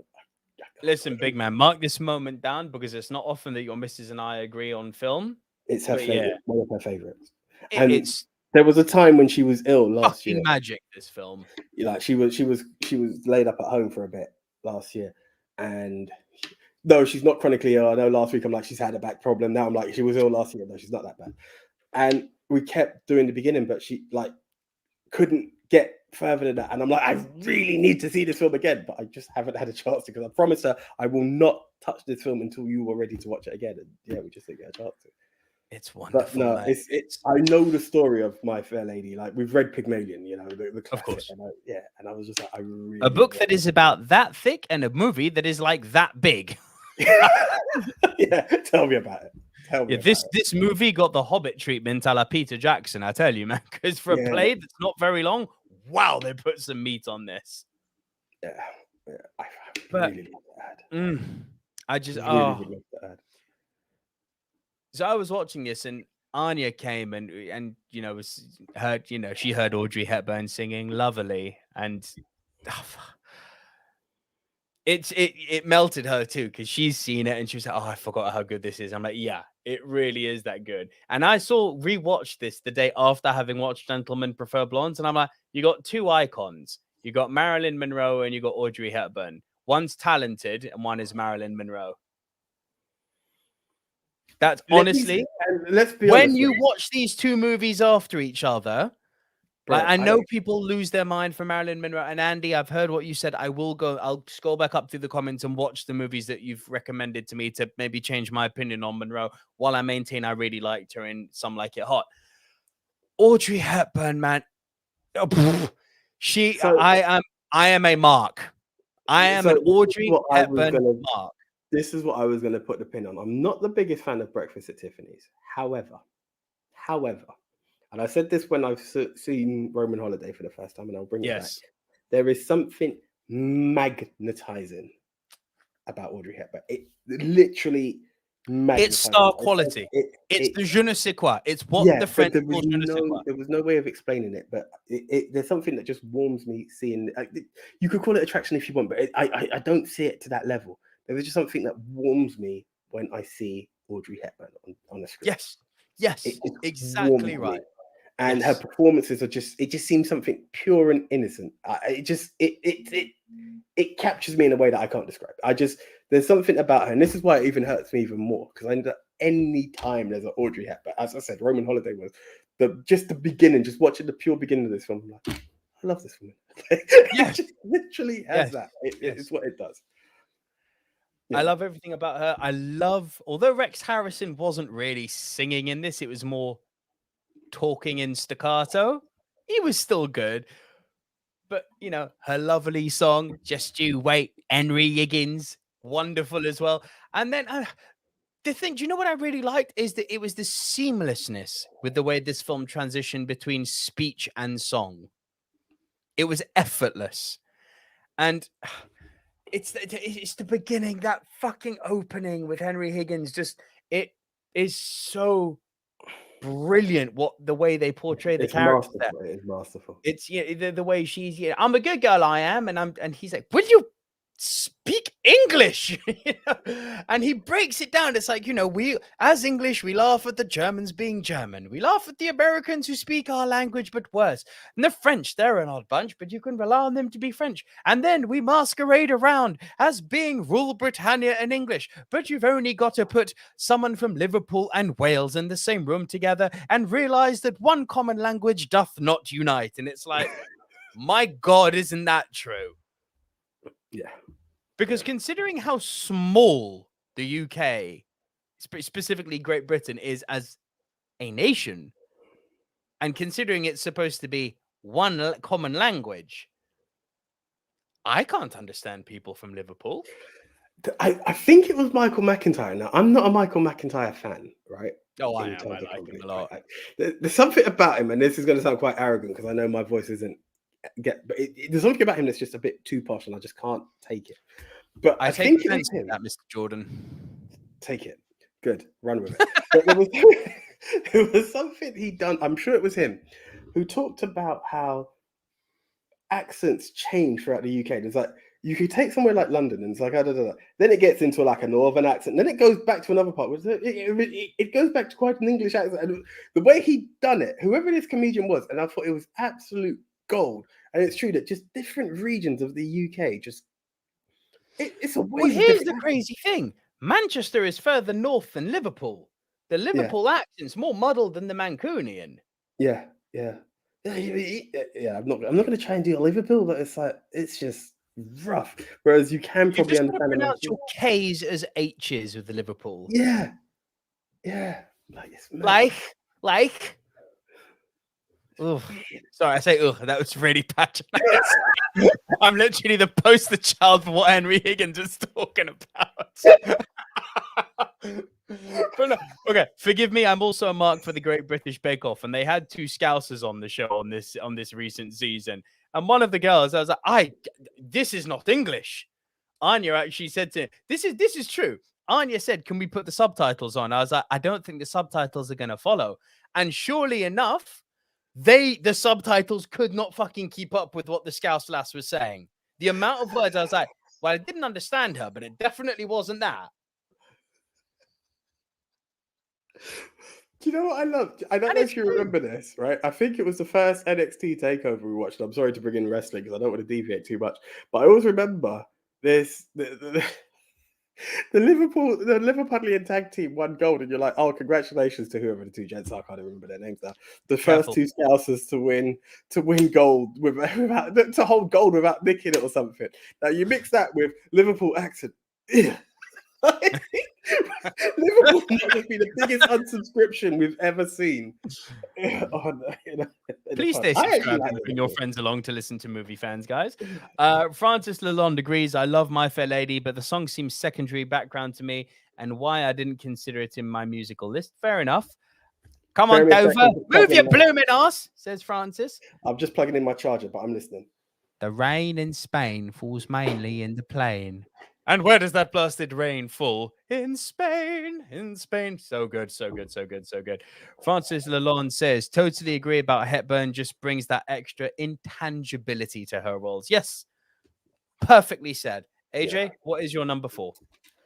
Right, in at number 4, I know it's another punt, to be honest with you. I know it's another punt. And we're at 4, but I know it's a punt. Singing in the rain. Yeah, punt. Over to you. Yeah, I know you. You know me. I got you. We know. We got to each other, man. Right. My number 3. Where's my number 3 gone? Excuse me. My number 3 was the punt from earlier. Sound of Music. It's. You want to talk about a who's who of great songs and musicals? This film's got it. Yeah. So Long, Farewell, Auf Wiedersehen, Goodnight, Doe Dear, Female Dear. These are a few of my favorite things. I Am 16 going on 17. And it goes on and on and on. The Hills Are Alive with the sound of... And it goes on and on and on and on and on. It's not a masterpiece. It's a chef-d'oeuvre. It's Julie Andrews once again. It's infinitely likable. It's beautiful to look at thanks to the Technicolor. It's wonderfully acted. It's relatable. Like, despite the fact that it's a musical that's meant to make you feel all warm and fuzzy in your tum-tum, you know, there are some genuine scenes where you're upset. And I don't just mean the blatantly obvious, like with the Nazis at the end, because duh, no one likes Nazis. And if you do, you don't belong on the show, leave. But, you know, when Von Trapp's marrying the wrong woman and they were like, "What? No, yeah, come, embrace your mother." It's like, well, and yes, thank you. Riri agrees. Christopher Plummer is amazing in that. That man is Hollywood gold as well. And Andy says, just when I had given up on you, pair, another one for my list. Thanks, Andy. Cool. We're slowly getting there. Sound of Music. And I'll tell you what, this is the magic of Sound of Music for me. I'd forever seen Mary Poppins. I'd not seen Sound of Music until last year. And I was aware of the songs, but you connect it, but you don't. You know, it's like, oh, okay, I get it. Oh, it's from that film. The magic that I got from this film and everything you said about the roller coaster of emotion, I didn't know I was available to embrace it from a film, not from that age, but it's just one of those air quote Disney musicals. Like, oh yeah, it's got the song. I didn't know the range of what I was getting into with this film. I was like, wow, like oh, hello, okay. It was so stunning, isn't it? Yeah, it really threw me in, and that's why it beat Mary Poppins. It's low on my list just because some of these other stuff just have fallen where they have, essentially. Like the nostalgia, the links, certain reasons for it to fall where they do. The impression, maybe just seeing it more recently. But without a shadow of a doubt, that film is amazing. I don't know its RT rating, but I absolutely have nothing but pure appreciation for it. Like, honestly, I can understand why it's number 3 for you. I honestly do, because it's got an all-timer, mate. It's got so much power, and it again, you got the songs, but it's the backdrop of the story, like all behind. As you said, the bits that you don't want to count because we're talking musical actually have so much impact in it as well. That it's like, wow, like how did all of that get squeezed into one film? That's what I appreciate from it. It's got some length to it. It's got length. I remember that. I believe it had its interlude, which was something I also learned of last year. Like, oh, films have interludes. The intermission. Yeah, that was intermission. Interlude is on the CD, but I was just like, wow, it has length. It has length, but it's, you know, some films you're like, I remember taking it. I remember this and Gone with the Wind. Gone with the Wind was another one. I was like, my God, I need to stretch my legs. I think that was the first time I saw intermission. This was one I was like, this is okay, cool. Bring it in. Okay, have to do that top 10 eventually, right? The top 10 movies with an intermission. It will come. Stay tuned for that one. It's coming at some point. Yeah. New Year. When you can fill in the gaps for 10 movies with intermissions, it's not something you watch in 2 days. Yeah. So, Andy says you were a little late reading that comment, not The Sound of Music. I think I can take it or leave it. So I assume you meant My Fair Lady, in which case, lovely. Mixed Memorabilia says, if I was to watch a non-musical film with a brilliant tune, Beverly Hills Cop 3, Easy E, Love for Them Gangsters. There are many films I could, even Daredevil, just the beginning when it was like the intro to Kingpin and it was Lap Dance by Nerd. I always just thought that was just such a gangster. Anyway, before I get into that mode, such a tune. I love it. I listened to it recently and I was like, my God, this was such a tune. And such a tune. For those, Andy, which one then? Not that one either. Which one? Spell it out for me. Maybe the one that I punted on, maybe Singing in the Rain, because that came up and was punted. Coming to that. Yeah. Right. Okay. This one, I had to put it in at number 3 because I don't have as much love for it as I used to, but the tracks, man, they still mean a shitload to me. I'm talking Grease. Punt. Okay, fair enough. Over to you. My number 2. Come on. Singing in the Rain. Come on. This I knew it wasn't worse. It was one or two. This is, in my humble opinion, the greatest. Oh, why am I doing that today? The greatest musical ever. It just is. I mean, you punted on something else. So I know what you're because it's not my favorite. But my God, it was toying around with my one. Technically, when I put my argument, and I have no beef with the film, right? I technically believe this should have been your number 1. Catch me on a different day. This could be my number 1. These are 2 of your favorite films, without. So yes. I fucking adore this film. I love the story in it. I love this time capsule, this perfect moment in time when Hollywood is transitioning from the movies to the talkies. Love it. I love seeing the behind the scenes of how all these motion picture studios are trying to cope with, the overacting that's been prevalent in films up until this point, and how they can't keep doing that. Because if you do that, you move the mic away and then you can't hear. You see, now I'm just like the character in Singing in the Rain because you can't hear me properly. Can ya? Right? That's the sort of shit that they were having to figure out. That's the story. Sorry, but can we also just highlight the pearls when they tried to fight it and they thought they had it? I thought that was such gold. I'm sorry. I was just crying. Roll them. So good. Yeah, and again, I mean, you've got the song Singing in the Rain, obviously, but you've got Good Morning, and then you've got Make 'em Laugh with the backflip, the wall run backflip. I'm sorry. I know we have to talk about Debbie Reynolds and Gene Kelly, but fucking Cosmo is the man. Donald O'Connor. This is real. The movement. Yes. When you watch all of them on screen, or even when you just watch Gene Kelly and Donald O'Connor together, just speaking for me, but I think you agree with me on this. Your brain is saying that's Gene Kelly. Your eyes are going towards Donald. It's like, who's that? Why is that catching my attention? I should be looking this way. But I should be looking at Gene, but I'm kind of looking over here. I love Gene. Gene's awesome. This guy. Yeah. He's unreal, Donald O'Connor. This, if we were still scoring movies in our reviews, this is a 10 out of 10 for me, this film. I mean, we can still score them. Yeah. But we're not anymore. Yeah, fair enough. Okay. And of course, I mean, the big one, which again, people don't talk about because it's not as famous as Singing in the Rain because it doesn't have the famous lines in it. When he's pitching his song and his movie, the Broadway show, and it's like that 15-minute long song and dance number.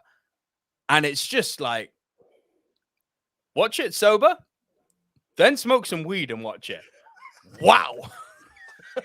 I mean, Holy shit. I've only seen it the once, but it left a lasting memory. It has left a lasting memory. I remember the passion that you displayed in it, and I was like, all right, let's see. I'm not saying we disagree, but we do at times. Obviously, our list is different, and I just remember watching it, and as you said, it's that transition. It's the story behind it, and then the music and the. So we're talking about movies to talkies, right? But then you have these actors who actually have mastered both, because the movement in them as well, like they're performers. They're not just actors, they're performers, because they can sing, they can dance, they can act. Holy Trinity. The specialists. Like that's what you have to appreciate from the cast of Singing in the Rain. That's what they bring, and that's what I was like. You look back and you're like, damn, like we don't see that anymore. That's what I felt with this. It's not often you get to see that from people. Like you get the occasional person who could do two, maybe. Very, very rarely you get someone who could do all three. And you've got three people essentially on stage just kind of doing that in this film. But it's like, you've got to love it. You've got to love it. And that I agree. I can see why it's there for you. Like I get it. All kinds of it's and I don't care that it's a musical, and I don't care that it's old. I think it's timeless. I would agree. I think there's a part of you that has to. No, I was going to say that might have to appreciate the journey of cinema, but then you just watch it and you understand what's going on. And you be like, oh well, yeah, that's true. Yeah, like there were silent movies. Like you could catch up pretty quickly. It's not just a great movie; it's a great movie for movie fans as well. Like if you really like, for movie savants and connoisseurs and snobs and elite, it's for everyone. This is the point I was making. It's movies like this that make you feel all warm and fuzzy in your tum-tum. This movie makes me feel warm and fuzzy and happy and just joyed and blessed to have watched this. Like, I love it. I fucking love this film. And I do maintain it's the greatest musical ever. Andy Hart says, best movie with an intermission, no competition, Doctor. No competition, huh? Woo, big man, where Lawrence of Arabia just called. He's got something to say. Pedro Sancto says, hard to argue about Singing in the Rain being the greatest musical ever. I thought you'd list the top 10 with the exception of this title. It will crush your Mount Rushmore poll. I hope so. If it does, it does. Andy Hart says, Mark Cousins would tell you Singing in the Rain is the best film ever made. I would listen to that argument. I really would. I really would. Can I be honest? And this is in argument of where people have always said Citizen Kane is the greatest film ever. If I had to take two, I would actually lean Singing in the Rain. That's just putting it in a capsule of argument. Pure enjoyment's sake, yeah, absolutely. Every time I rewatch Citizen Kane is a bit of a slug to get through, but fuck me, it's an achievement. It's a good film. It's a good film, but for what over in anticipation when you had greatest film ever. No, I'm not. Godfather, right? Greatest film ever. No. Yeah, I take Singing in the Rain over Godfather as well. Yeah, I enjoyed it, but what gave me greatest film ever? Do you know what I mean? That's just the argument I had, and if I rewatch it on a less anticipated view, I might be like, oh no, I get it. But when I was like, where's the excitement? It's good, but greatest? No. That's just the way I felt. Whereas this one, I can be, I get it. Wonderful subjectivity of films, right? Yeah. Francis Lalonde says, Singing in the Rain, a treat for the eyes and ears, song and dance on a higher plateau. Yes, it really is on a higher plateau than everything in here. Pedro Santos seems to be with me here. Just to stay with David Lean, you'd rank it high. You'd rank Dr. Zhivago higher than Lawrence of Arabia. Pedro then asks, no love for the producers here, huh? The Gene Wilder one. Haven't seen it. I'm going to add it to the list. AJ. Andy Hart then replies, Pedro, yeah, not a popular opinion, but yes, by a mile. Lawrence is amazing, but only my third favorite Lean film. Andy, can I guess is your second A Passage to India? Let me know that one. And Francis says, oh, we're the boys of the chorus. We hope you like our show. We know you're rooting for us, but now we have to go. If you know, you know. Pedro Santos says, greatest American film ever. Is that in reference to Lawrence of Arabia, Dr. Zhivago, or Singing in the Rain? If it's Singing in the Rain, I would likely agree. So, just out of curiosity, because I think it was mentioned by someone, I can't remember who. I apologize. Did you get a chance to see High Society? No. Never did I. Dude, I caught a lot of new movies this last week. I saw a few. I was actually quite impressed with myself, if I'm honest. But, hey, What's your number two? Shit. I didn't upload my worst. I will do in a sec. Right, in at number 2, I don't know if you've seen this. And if No. Upload your worst now, because I want your full attention when we talk about my worst. Okay, that's fine. Cool. So, just while you're doing that, what is your number 2? In at number 2, I don't know if you've seen it. It came out this year. In the Heights. Have you seen it? Creator of Hamilton and producers of, both great pieces of entertainment. Have you seen Crazy Rich Asians? So I told you where I was expecting like laugh a minute for that's what I heard. Right. No, it's depressing. It's depressing as bro. fuck. I remember telling the missus like, "Hey, it's a comedy. Watch it." And I was just watching it. I was like, "This isn't funny," and it just had to get cut because we were in a comedy mood. You know when you go in on the wrong tone, you're not going to appreciate a film. I'm like, I want to laugh. Why am I not laughing? And I've not got back to it. But I do want. I've heard a lot about it, so I want to see what it's about. Essentially, how do I explain In the Heights?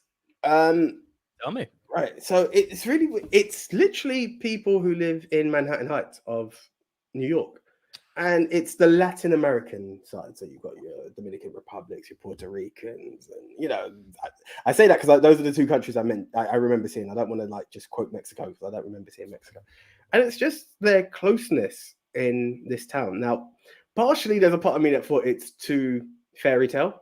Like, I know that the lower funded sides of New York don't have all this love and joy in it, but there was something quite refreshing. It's just literally following people's journey and how they're trying to live their dreams and just break out. And it's all different anticipations, but it's this tight-knit community at the same time, which though it may be quite fake because there was nothing negative shown in the film, if you would, it was actually quite warming. And it's some stuff that you don't always see highlighted in a situation. Like, I have no shame in saying it. You know where I'm recording from. It's a council estate. Now, people are, council estates, it's always mugging to this, that, and the other. There was also quite a family bond that has been built there. Like, you know it. I've got a friend, I'm not going to quote his name. It's a lifelong brotherhood. And it goes through that in the sense that our parents were friends. Our grandparents were friends, I can open my door and gladly wave to any given neighbor. Yeah, people have come and gone. We've seen so many passings over the years that it's unreal, which you may not get. Don't get me wrong, but it's that community spirit that really warms me about it. There's a part where there's a lottery ticket and we don't know who won it, and it's about, and people just talk about their dreams. Do you know what also shocked me in this? And I'm just going to bring it up. Do you recognize the guy on the right? Yeah. Dr. Dre from Straight Outta Compton. Bro, it took me. I was like, I know this guy. Is he a rapper? I was like, oh my god! And he can sing. He can sing and dance. Can he actually? Bro, I was like, wow! Like, I really appreciated it. There was something very warming about this film. I believe it's on Amazon Prime for free. Yeah, but I really, really enjoyed this film. There was something about it. I felt the end. As I said, it didn't highlight the negatives, and I was like, this is maybe a bit too fairy tale. Yeah. But there was something about it, and it's this dream. Like you follow this don't you, mate? Actor, the main character. His name is Usnavi, right? And you're like, where did that name come from? And he talks about it that when his parents were coming over to America, they saw this boat pass, and it's basically he's like, that's what I will name my son. The boat had U.S. Navy printed on the side, but it's just about like living that American dream, and people from lesser funded countries. I don't want to call it that other word that they like to call our island, just trying to achieve a dream and make it somewhere. And his whole dream is that he came over as a kid, but he wants to go back to the Dominican Republic because that's where he remembers happiness. That's where the fondest memories are. And there's a part you're like, oh, okay, here we go.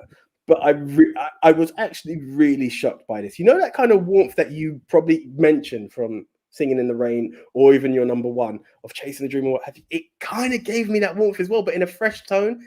And it's from a different perspective, which I felt it's not your traditional Hollywood cast, if you would.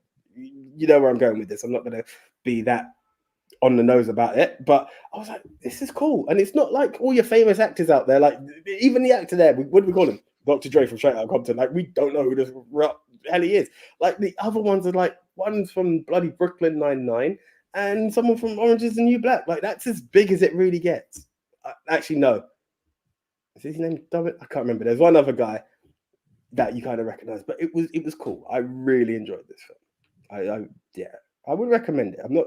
Some might say it has no right being a number 2.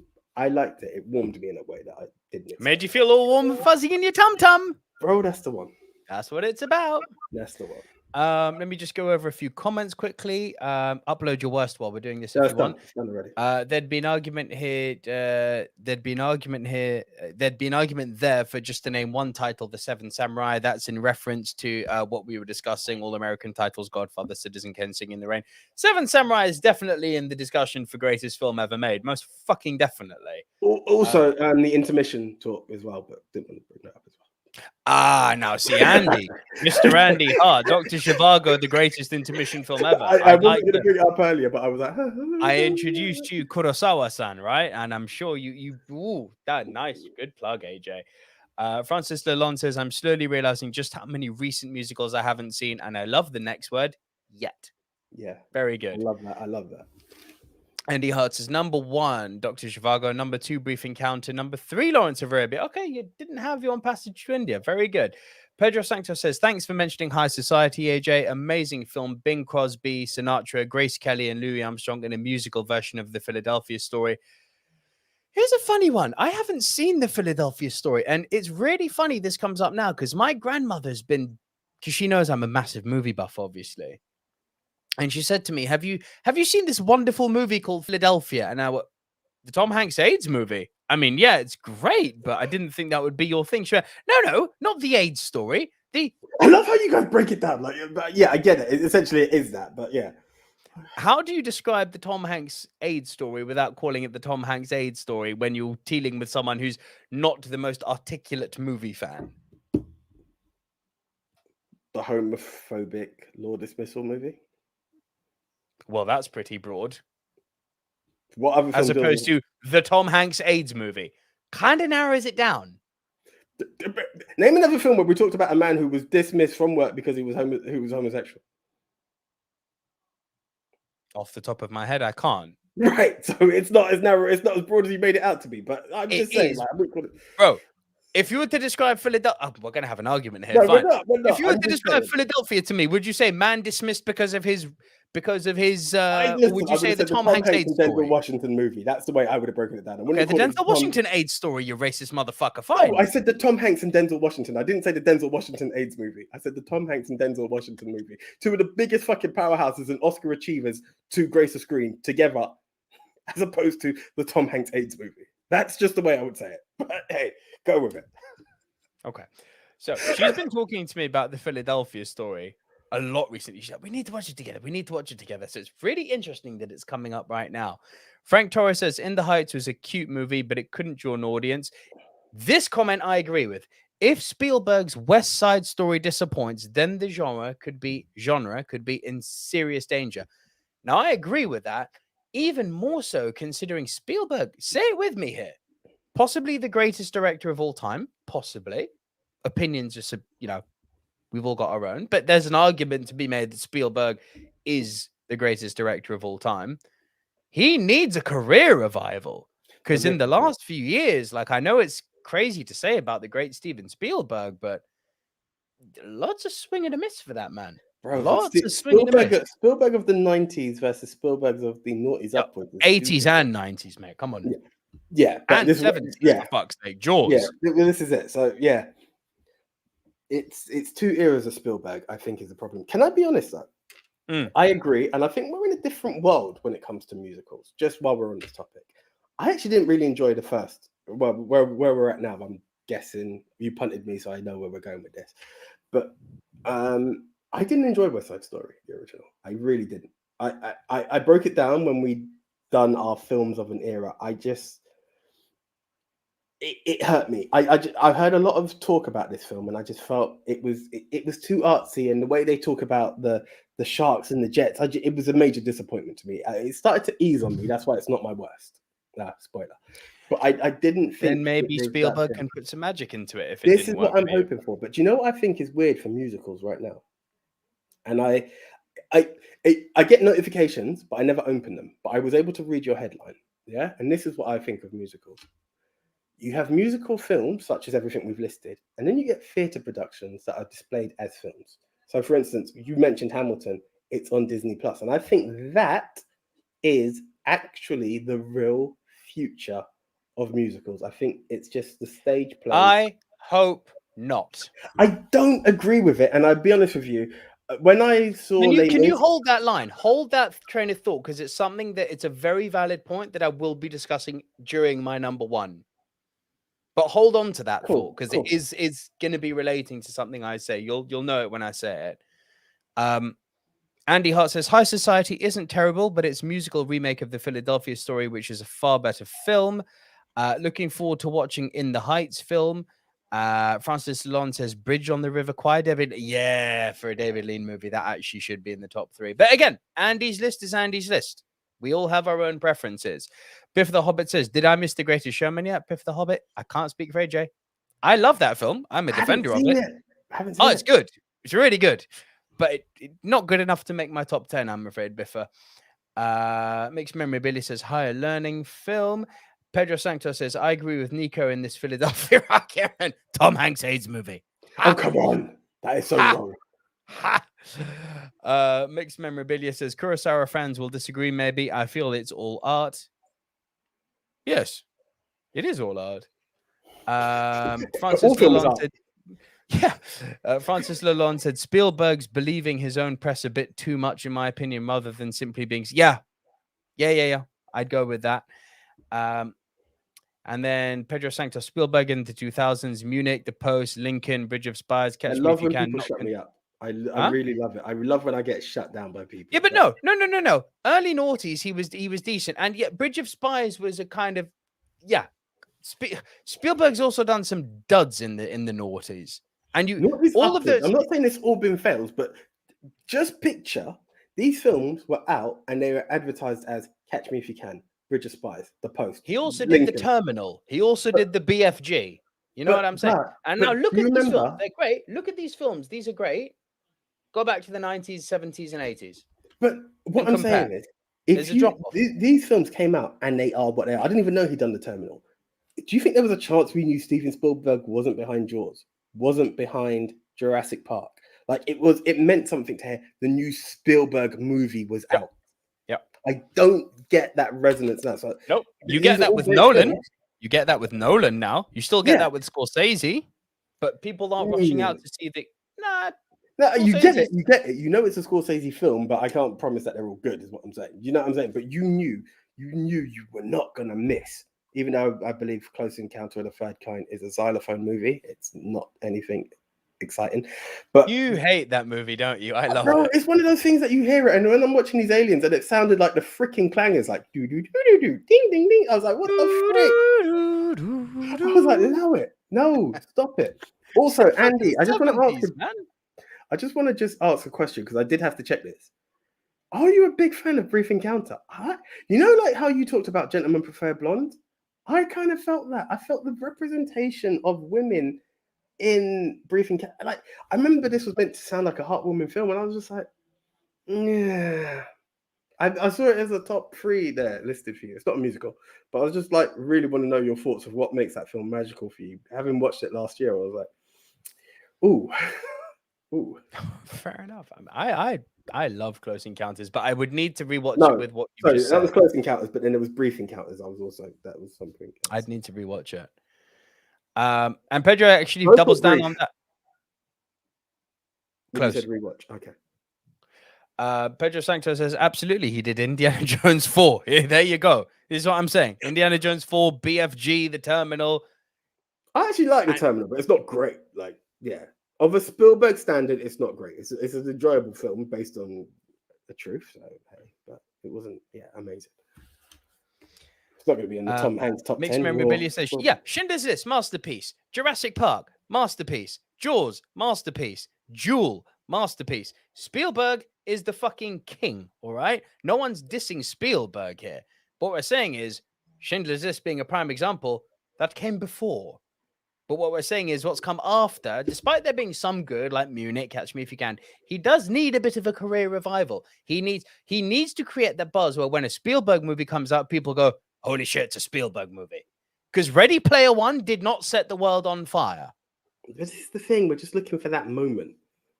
We're looking for that moment again for Steven Spielberg. Like, it feels like it's deserved. Like it's owed to him for the magic he had previously created.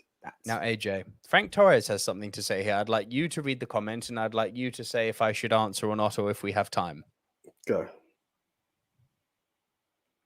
No. Listen, you got a kid to look after. Like, no, stop it. Read the comment just so people listening on podcast know what we're talking about. That's fairness. Frank Torres says, don't disrespect Michael Bay by leaving him out of this conversation. He deserves his mentions. And I love that it's a capital LOL that comes out after that.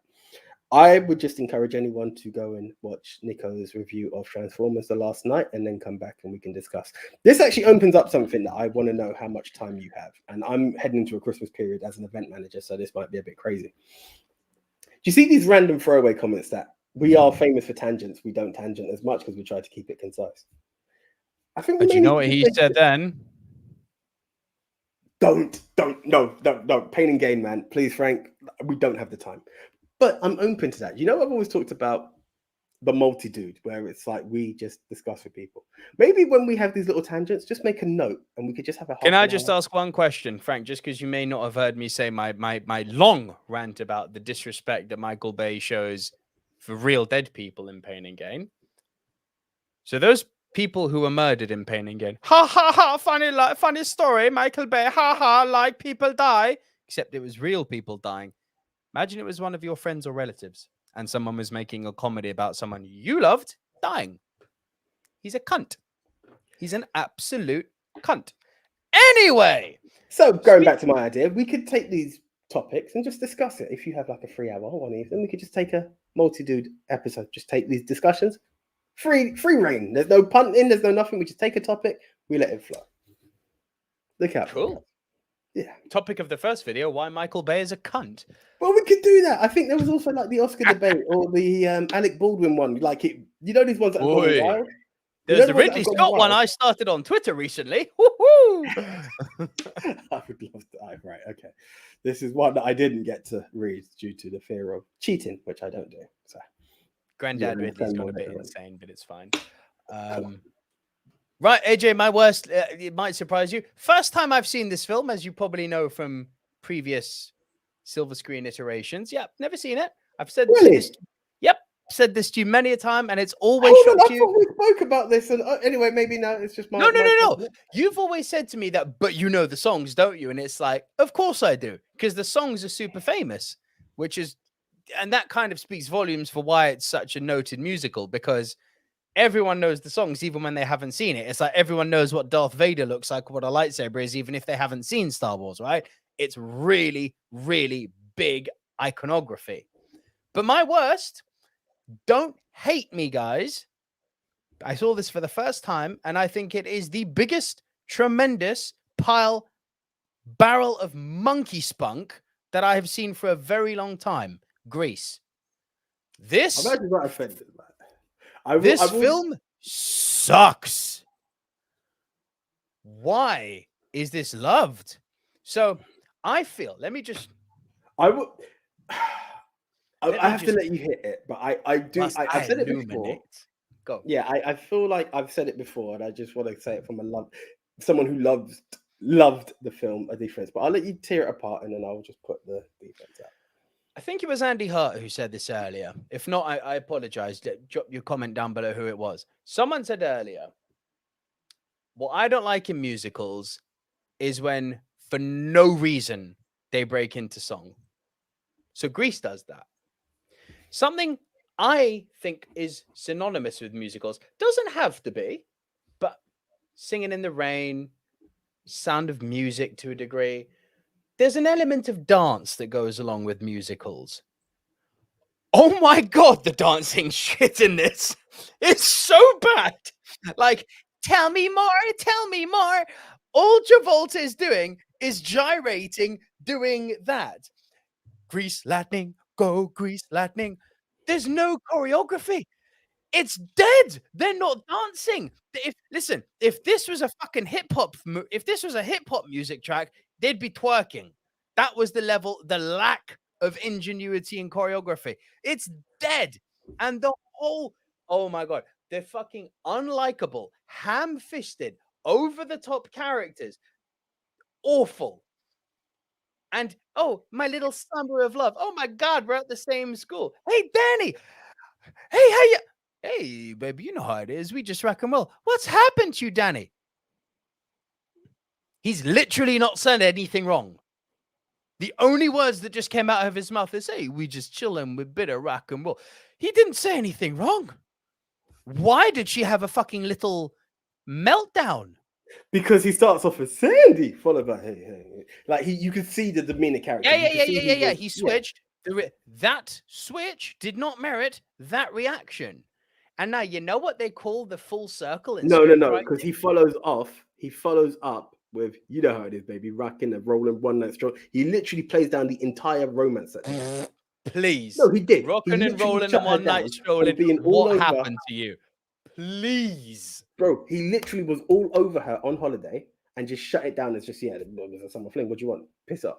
Like, no, from a girl he who's didn't. like, Bro, no, he didn't. If that's how you interpreted it, that's actually fair enough. That's actually quite a valid interpretation. That is not what was presented on screen. I don't see how you did not see that, but I did not see that. And the part that made me so angry in this, fast forward 20 minutes through this pointless, maniacal, unbelievable disparity between these two characters. They end up together anyway. So what was the point? There was none. Script writing 101 says, The movie sucks. No. People who say they don't like musicals, I believe it's because they've only watched Grease. No, first of all, I wouldn't say. I believe every song that has broken out had a reason to it. So you're going to ask what happened during summer. You're hearing Summer Lovin' from two different perspectives. So they've sung it as opposed to saying it, which has happened in most other films. No, that's fine. The way that started off. But I'm saying there's that one. You then, I don't want to go through them track for track, but you could talk about Hopelessly Devoted. You could see where she's like, I really fell for this guy. I still like him, but I hate him. Grease Lightning is like, it was him motivating for the car. Like, I can go through each track behind it. Like, no, but they're going off for a run. Did you hear the one? He was motivating for the car. No, but what I'm saying is they're going off for one of the big races between their rival faction, right? And this is a car race, and they're like, this car's not going to do shit. And it's like, well, guys, if we put some effort into it, this is it. So he's now imagining. So the whole Grease Lightning and the whole fantasy behind that, irrelevant to the dancing, because I'm aware that there was a lack of rhythm in this film, right? Right? I'm not going to get into that. But you can now see the vision of, if we do this, it could do X, Y, Z. It was over exaggerating to create a buzz, right?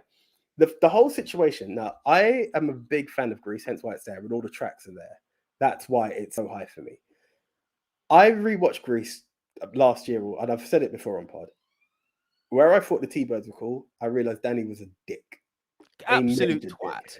And what bugs me even more is it actually transcended into me not liking John Travolta, because when I heard and read certain things behind it, if you see the play for Grease or the original script or what have you, Grease Lightning was actually meant to be sung by Jeff Conway, aka Kaneki, but Travolta thought he was the biggest star and he should have it. Like, you've not had enough songs, dude. Give the man his dues, right? And I thought that was a disrespect, and I was like, come on, like, not only is Danny a prick, so is Johnny. Like, it went that deep. But I wouldn't say they were meaningless. I think any song that's there, even if you're going to go for Sandy, where he tries to get his way with her, she's like, oh, so that's all you wanted from me, and he's showing his emotion of, okay, I'm playing two sides. Like, every song has a meaning, and it breaks out, and the story continues. You're reading their emotion in it, or they're telling the story in it. I don't think it's a meaningless. I honestly don't think that applies. There are many stuff I could be like, right, you don't need to sing it. Even Les Mis, even freaking my number 10. Like, I was like, I would have preferred to hear it in talk, but if we're going to sing it, sing it. It was a new experience. This has got no business being above your number 6. None.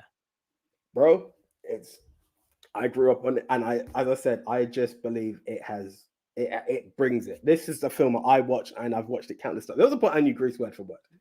This is a pile of shit, and I am never watching it again for as long as I live. That's an opinion. That's an opinion. Of course it is. Yeah, that's a choice and opinion, but feel free.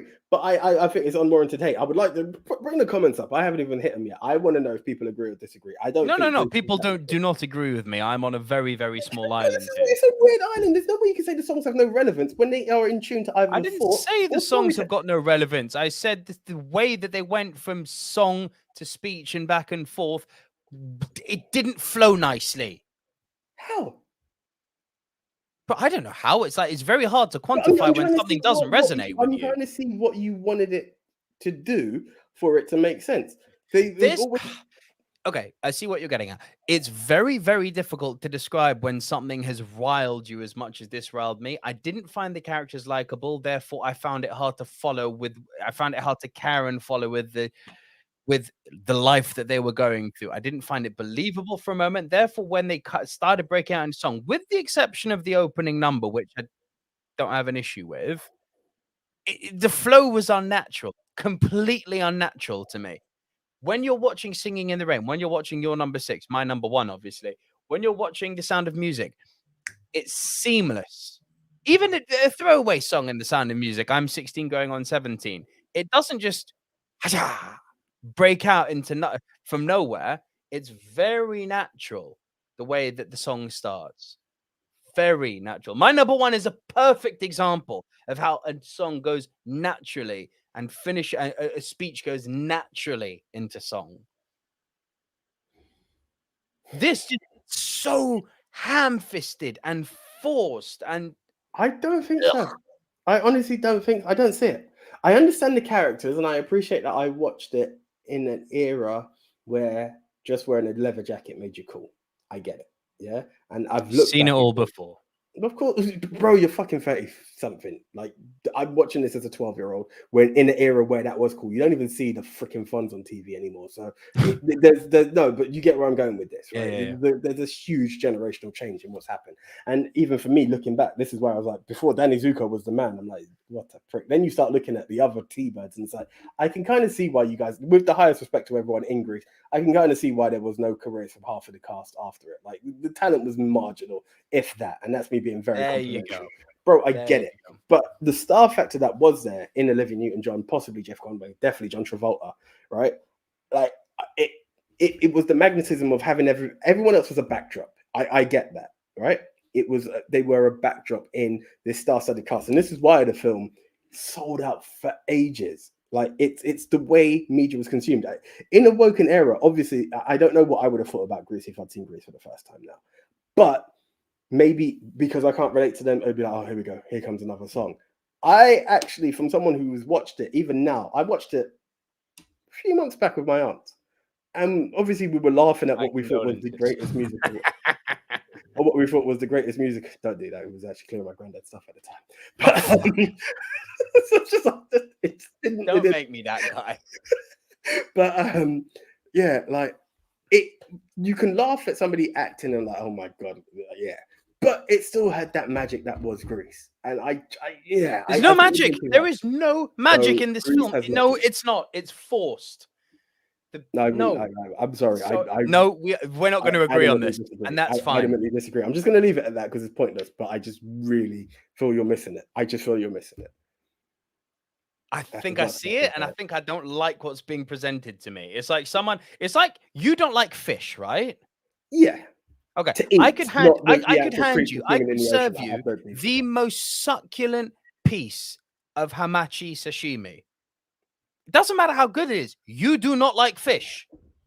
It doesn't matter that I've served you otoro for tuna fatty belly from the deep recesses of the Pacific Ocean, and it's somehow time traveled so that it hasn't had to be frozen and it's fresh as fresh. It doesn't fucking matter. You do not like fish. Bro, I get it. This for me is like fish for you. Fuck this film. Never again. I'm not asking you to. I wouldn't want you to if you're going to come and diss a fucking classic like that over and over again. We'll leave it at that.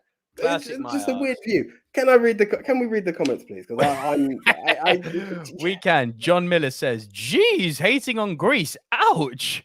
Praising John. Listen. Mixed Memorabilia says, "No." Thank you.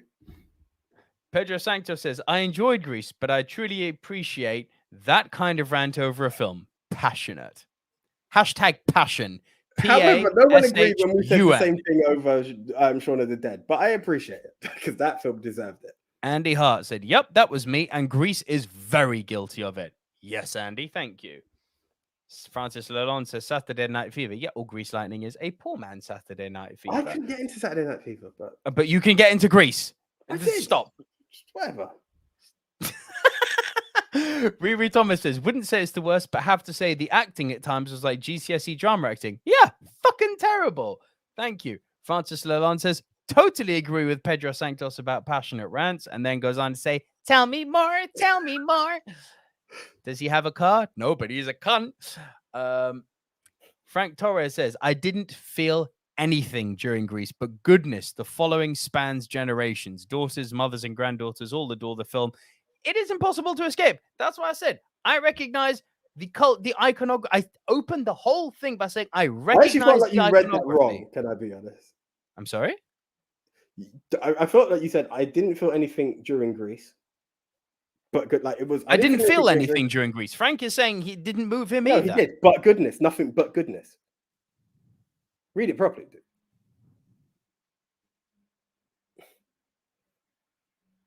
Not how I'm reading it. Confirm, Frank. Well, did you feel goodness or did you feel nothing? Just putting it out there. Frank, were you saying I didn't feel anything during Grease, but goodness, the following spans generations? Or were you saying I didn't feel anything in Grease, but goodness, as in the only thing I felt was goodness, except goodness? I think you're saying you didn't feel anything, but you recognize the following it had. Yeah. John Miller says, Grease is the word? It's got mood. Mixed Memorabilia says, think about it this way. We are still discussing it now. I like it. It's a feel-good musical. Listen, I said this during my James Bond review. If I dislike a film and you like it, you win. Like, the movies are meant to be enjoyed, consumed, and loved. AJ wins. It's the passion behind it. When a man says, fuck this movie, never again. Like when I done my Shaun of the Dead, I'm like, I don't get it. If you do, you do. Please break it down to me. You're like, fuck this movie, never again. I kind of get it, but I don't. Because I feel the magic. I think maybe that's the problem. Yeah, it's child's party magic. Also, wanted to give a quick shout out to those Rankin Bass animated films. Santa Claus is Coming to Town is a great kids musical. Rankin Bass are great. That's actually true. Francis Lalonde says, Pedro Santos, Belle Lives, Rudolph the Red-Nosed Reindeer. Yep. Liverpool music just can't buy a 34-year-old Stuckard Channing playing a pink lady. And Pedro Santos said Stuckard Channing was great in Chase. Andy Hart says Brief Encounter isn't magical or heartwarming. It's a devastating, heart-wrenching melodrama and a testament to the early post-war period. If made today, it would be critique of the time. Okay. Made at the time and understanding what was happening at the time makes it a masterpiece. Are we talking about Brief Encounter? Yeah, I hope we're not talking about Grease. It's certainly, there's nothing masterpiece about Grease. Francis Lalonde says, I personally didn't care for Grease. It was more opportunistic. Yes, absolutely. Taking advantage of current star status of Travolta and Newton-John. Completely agree. And Pedro Santos says, AJ, just accept it. Nico wasn't born to hand. Fair play, Pedro. Andy Hart says, the interesting thing about the Grease debate, I agree with everything you both say. See? That's interesting. Love that. That is magic. Now, that's the magic of Grease. But fair play. That I think that's a good note to close the Grease argument on. Yeah. Can of Worms. Hang on. Can of Worms time. Thoughts on Grease too? No, that was shit. That I've just about touched it. That was absolute shit. Absolute garbage. So I don't just know like Grease 1 then. Oh, and Frank Torres, by the way, has completely backed me up. So I did read it correctly and says, I did not like Grease. Fair play, Frank. I felt nothing. That's fine. My apologies. I need to learn how to use commas better. No. It's me. It's all. And AJ was reaching. I was reaching for the positivity. So actually, AJ, based on those comments, although no one hates at the level I do, it's either recognize it or meh. So I'm still on a very small island because I'm like, you are. They're too deep. Right. Fuck that film. You're worse. I was very tempted. Grease 2. don't even. Yeah, maybe it's got singing. I just felt that film was a pile of shit. And if you think Grease is bad, please watch Grease 2. You'll really No, absolutely not. like when you draw for Frenchie as the only character to make it from one film to the other. It's bad. Yeah. I very nearly drew for, because I want to put it out there because people are going to ask why it's not there. The Rocky Horror Picture, the Rocky Horror Picture. That film is mad. It's mad, and it's just I didn't enjoy it. Like, I appreciate some of the songs that have come from it. Dare I say this, and people will want to slaughter me for it. I actually appreciated the episode of Glee that highlighted Rocky Horror more than Rocky Horror. Like, it was weird. It just wasn't for me. But there is the blatant obvious, and maybe you were just being kind, or your hate for Grease made you forget this film. But my friend, Cats had. I didn't even want to bury it again because I feel like I've done it too many times. Every time I have to draw for a worse, Cats comes out. Yeah, you win. Potentially, fuck Grease, but fuck this more. Yeah, fuck this so much more. The Gerard Butler Phantom of the Opera, possibly, had I finished that film, may have also made it there, because I wasn't. It looked like it was going to be good, and it just spun into something of where is this going. Cats, again, kind of like Les Mis, is something I saw on stage, and I was actually really excited for it. And when you know that you've got the powerhouse, by the way, I wanted to rewatch Dreamgirls to know where I was going to put it in. I don't know if that was going to make your list, because I'm going to mention it now. I don't know. I wanted to rewatch it to give it a fair play, but I just didn't get around to it. The powerhouse that is Jennifer Hudson singing Memory on paper just means that you've got a winner, right? You've got, like her or hate her, Taylor Swift. You've got Jason Derulo. Like, you've actually got singers in a film with Derulo as well. I'm not the biggest fan, but we're talking singers. Find me a Jason Derulo song which doesn't start with him saying his own name. Knobend. Anyway, the first song actually doesn't have it. I can't remember what the song's called, but the auto-tune is also very prevalent with Jason Derulo. But you get what I'm saying. Isn't it just? Even if they auto-tuned have been Cats, I wouldn't give a shit. But you get where I'm going. We're talking actual singers. We're talking.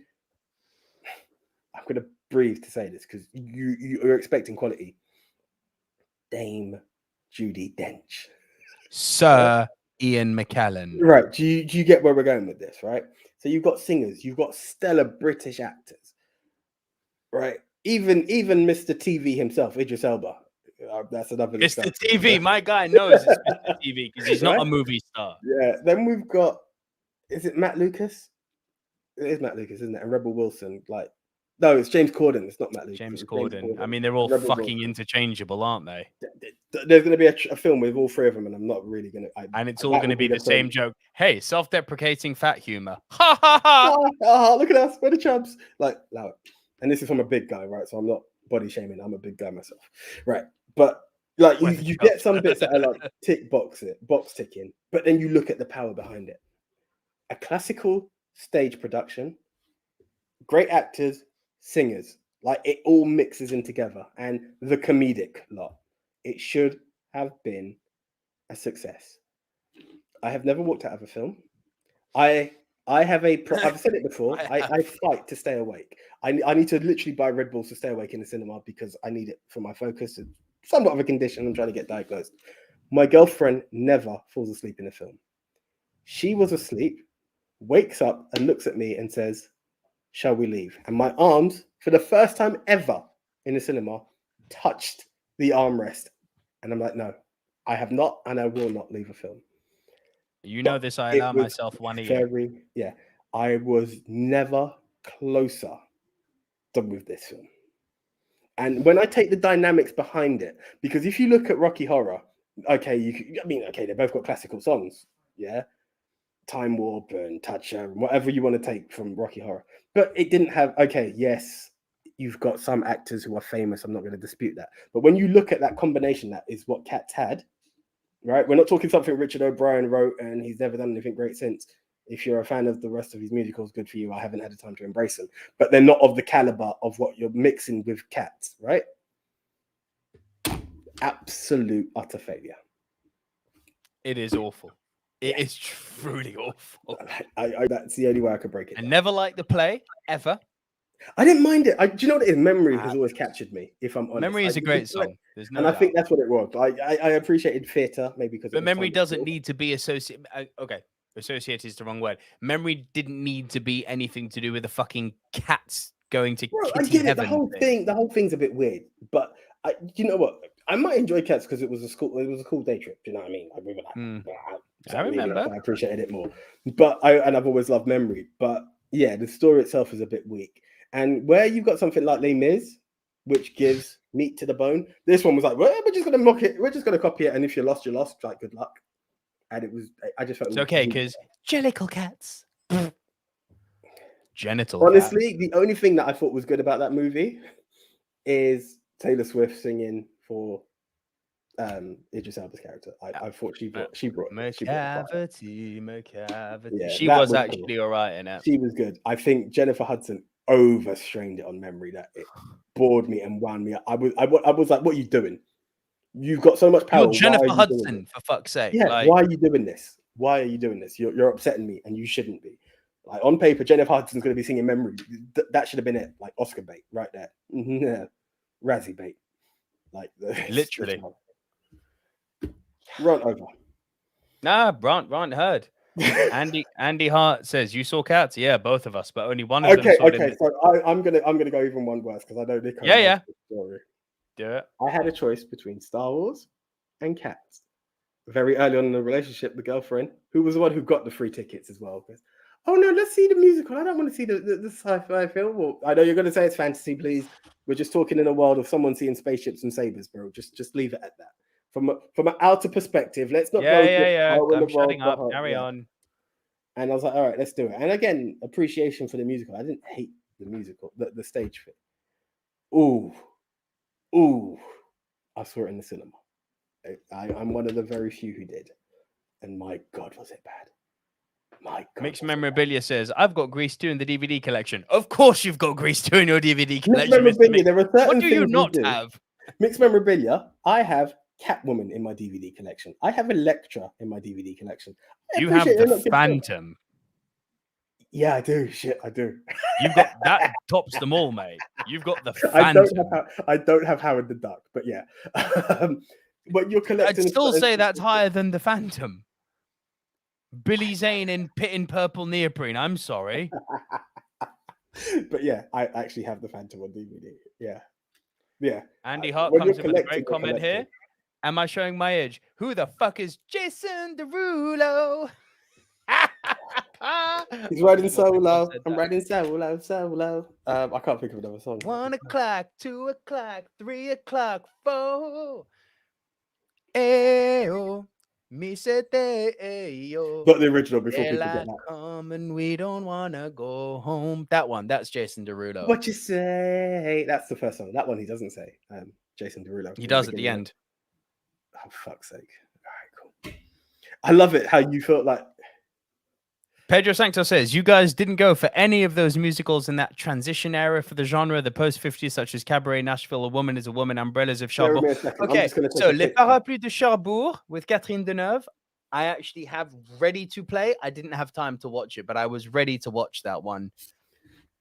Frank Torres says, Cats made me angry. I was frowning when I left the theater and F picture. No, F minus.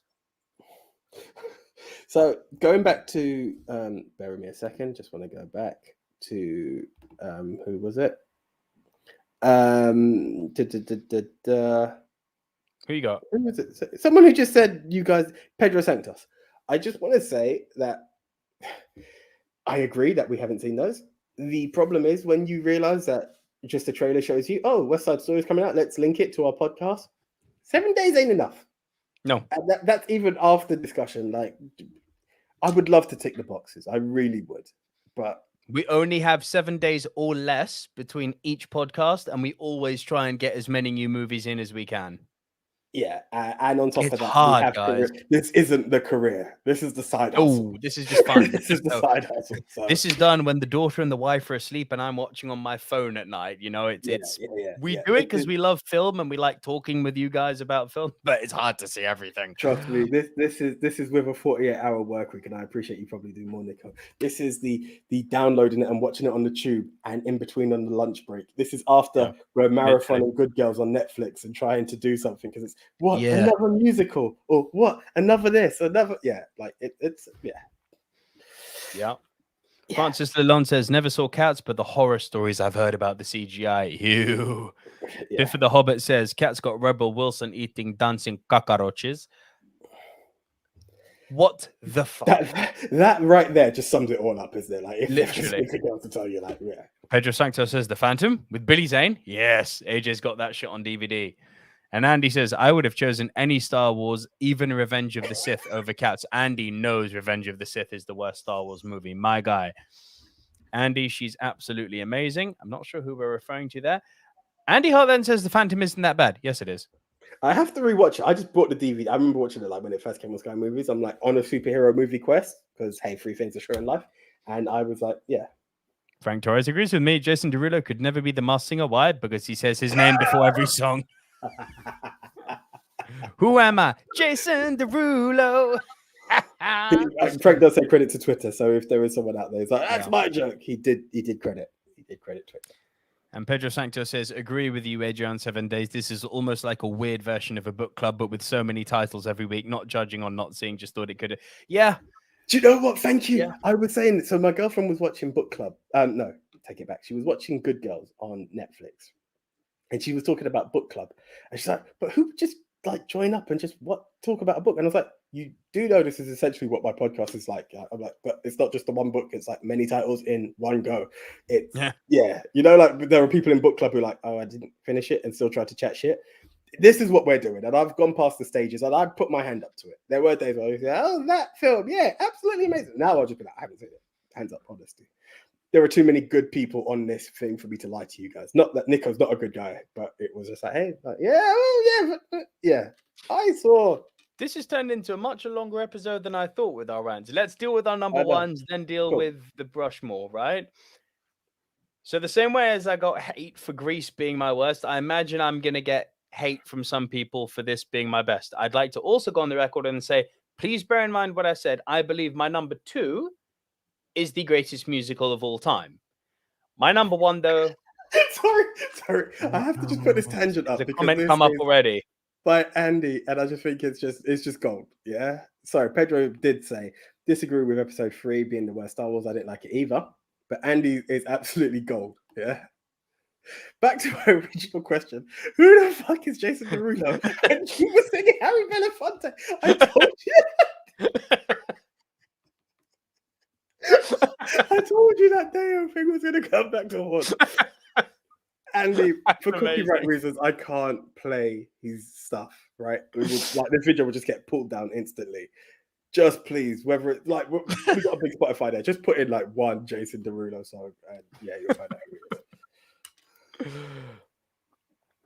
out. AJ, my point was sarcastic about it being in the collection. Fair enough. I have a bad collection. Listen. I have film is my main passion. As much as I'm a huge wrestling fan and huge, I would like video games and stuff. But when it comes to collections, I don't ever want to do every video game. It interests me, but it doesn't. I want games I'm going to enjoy. Wrestling, I would like to ideally have seen the whole history of evolution of different categories. Film, on the other hand, I would honestly love to have as many films, if not every film. I know it's physically impossible, but I would love. It's not, but I mean, every film ever made, bro. It's impossible. Like, someone must have done it, bro. We're not talking just Hollywood. We're talking English films. We're talking Asian films. We're talking like someone must have done it. Every film must have. Like, just I'm not saying every film from a 7 billion people on the planet. Someone must have done it. Anyway. That's like saying someone's completed Netflix, but anyway, we tangent. Someone's completed Netflix. That's a great name for a YouTube channel. I completed Netflix. All right, guys. So my number one, as I said, it's a personal thing, but this movie moved me and it continues to move me every time I see it. Please don't hate me, but my number one is La La Land. And this poster says it here. Here's to the ones who dream. Okay. Biffa has just slapped me silly before we start. Biffa said, I've seen over 4,000 movies. I mean, my DVD collection alone is over 3,000. I get it. But again, if we were to break down how many films there physically are. But anyway, we digress again. Please. We do. For those who dream. Here's to the ones who dream. AJ knows this. I've been through some, I'm sure we all have. I'm not speaking as if I'm some sort of exception to humankind here. But I've been through some very good ups and some very difficult downs. And for where I was in my life when this movie came out, and for the message it had, it moved me. And it moved me profoundly. And the thing that I always find quite frustrating, because La La Land's become trendy to hate on. The thing I find frustrating is that, and this isn't to anyone here in the chat. I mean, if you like it, you like it. You don't, you don't. But personally, the criticisms that I've found come up again and again and again about La La Land are usually from the theater. And I don't say this word lightly, snobs. The things I've heard, like when Emma Stone and Ryan Gosling are doing the famous number from this poster I've just brought up here, their dance under the singing in the rain light. People will say things like, oh, his hand should be there and it's there. It's like, shut up. Who gives a fuck? Like, yeah, does it lack the choreographical mastery of something like Singing in the Rain? Hell yes. Does it lack the star quality of something like My Fair Lady? Hell yeah. Despite the fact that Gosling and Stone are megastars. Does it lack the timelessness of the songs like in The Sound of Music? Of course. Of course. Apples and oranges. I hear all of that noise. But what this film did is something that moved me. And if it didn't move me in a way that made me feel all warm and fuzzy in my tum-tum, it moved me to tears in a way that regret, but beautiful regret, because of the way that the whole thing wraps up. I think, we talk about choreography. Frankly, that opening number, when they're on the Los Angeles overpass and they've got the entire overpass dancing and it's all one tracking shot, is freaking incredible, frankly. It's got brilliant moments of levity where she gets him to play Iran, for example, or where they're arguing, what a waste of a lovely night. It's got amazing moments of pure fantasy, like when they're dancing at the Griffin Park Observatory. Magic.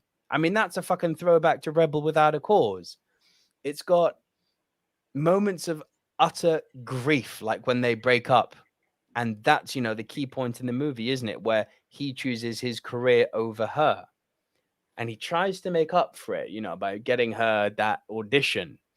It's too late, though. And what I was saying to you before about Grease, about how we break naturally from speech into song. This I will say, I don't think I've ever seen it done better than in La La Land. When she's going into her audition at the end and they say, just tell us a story. I'm not going to even attempt, because I can't sing for shit. I'm not even going to attempt to do what she did. But the power of the power in subtlety of what she did, because it's not a great launching, booming voice like a Hudson or why am I blanking? Sound of Music, Mary Poppins. Help. Julie Andrews. Thank you. She doesn't have the voice of a Julie Andrews. She doesn't have the charisma of an Audrey Hepburn.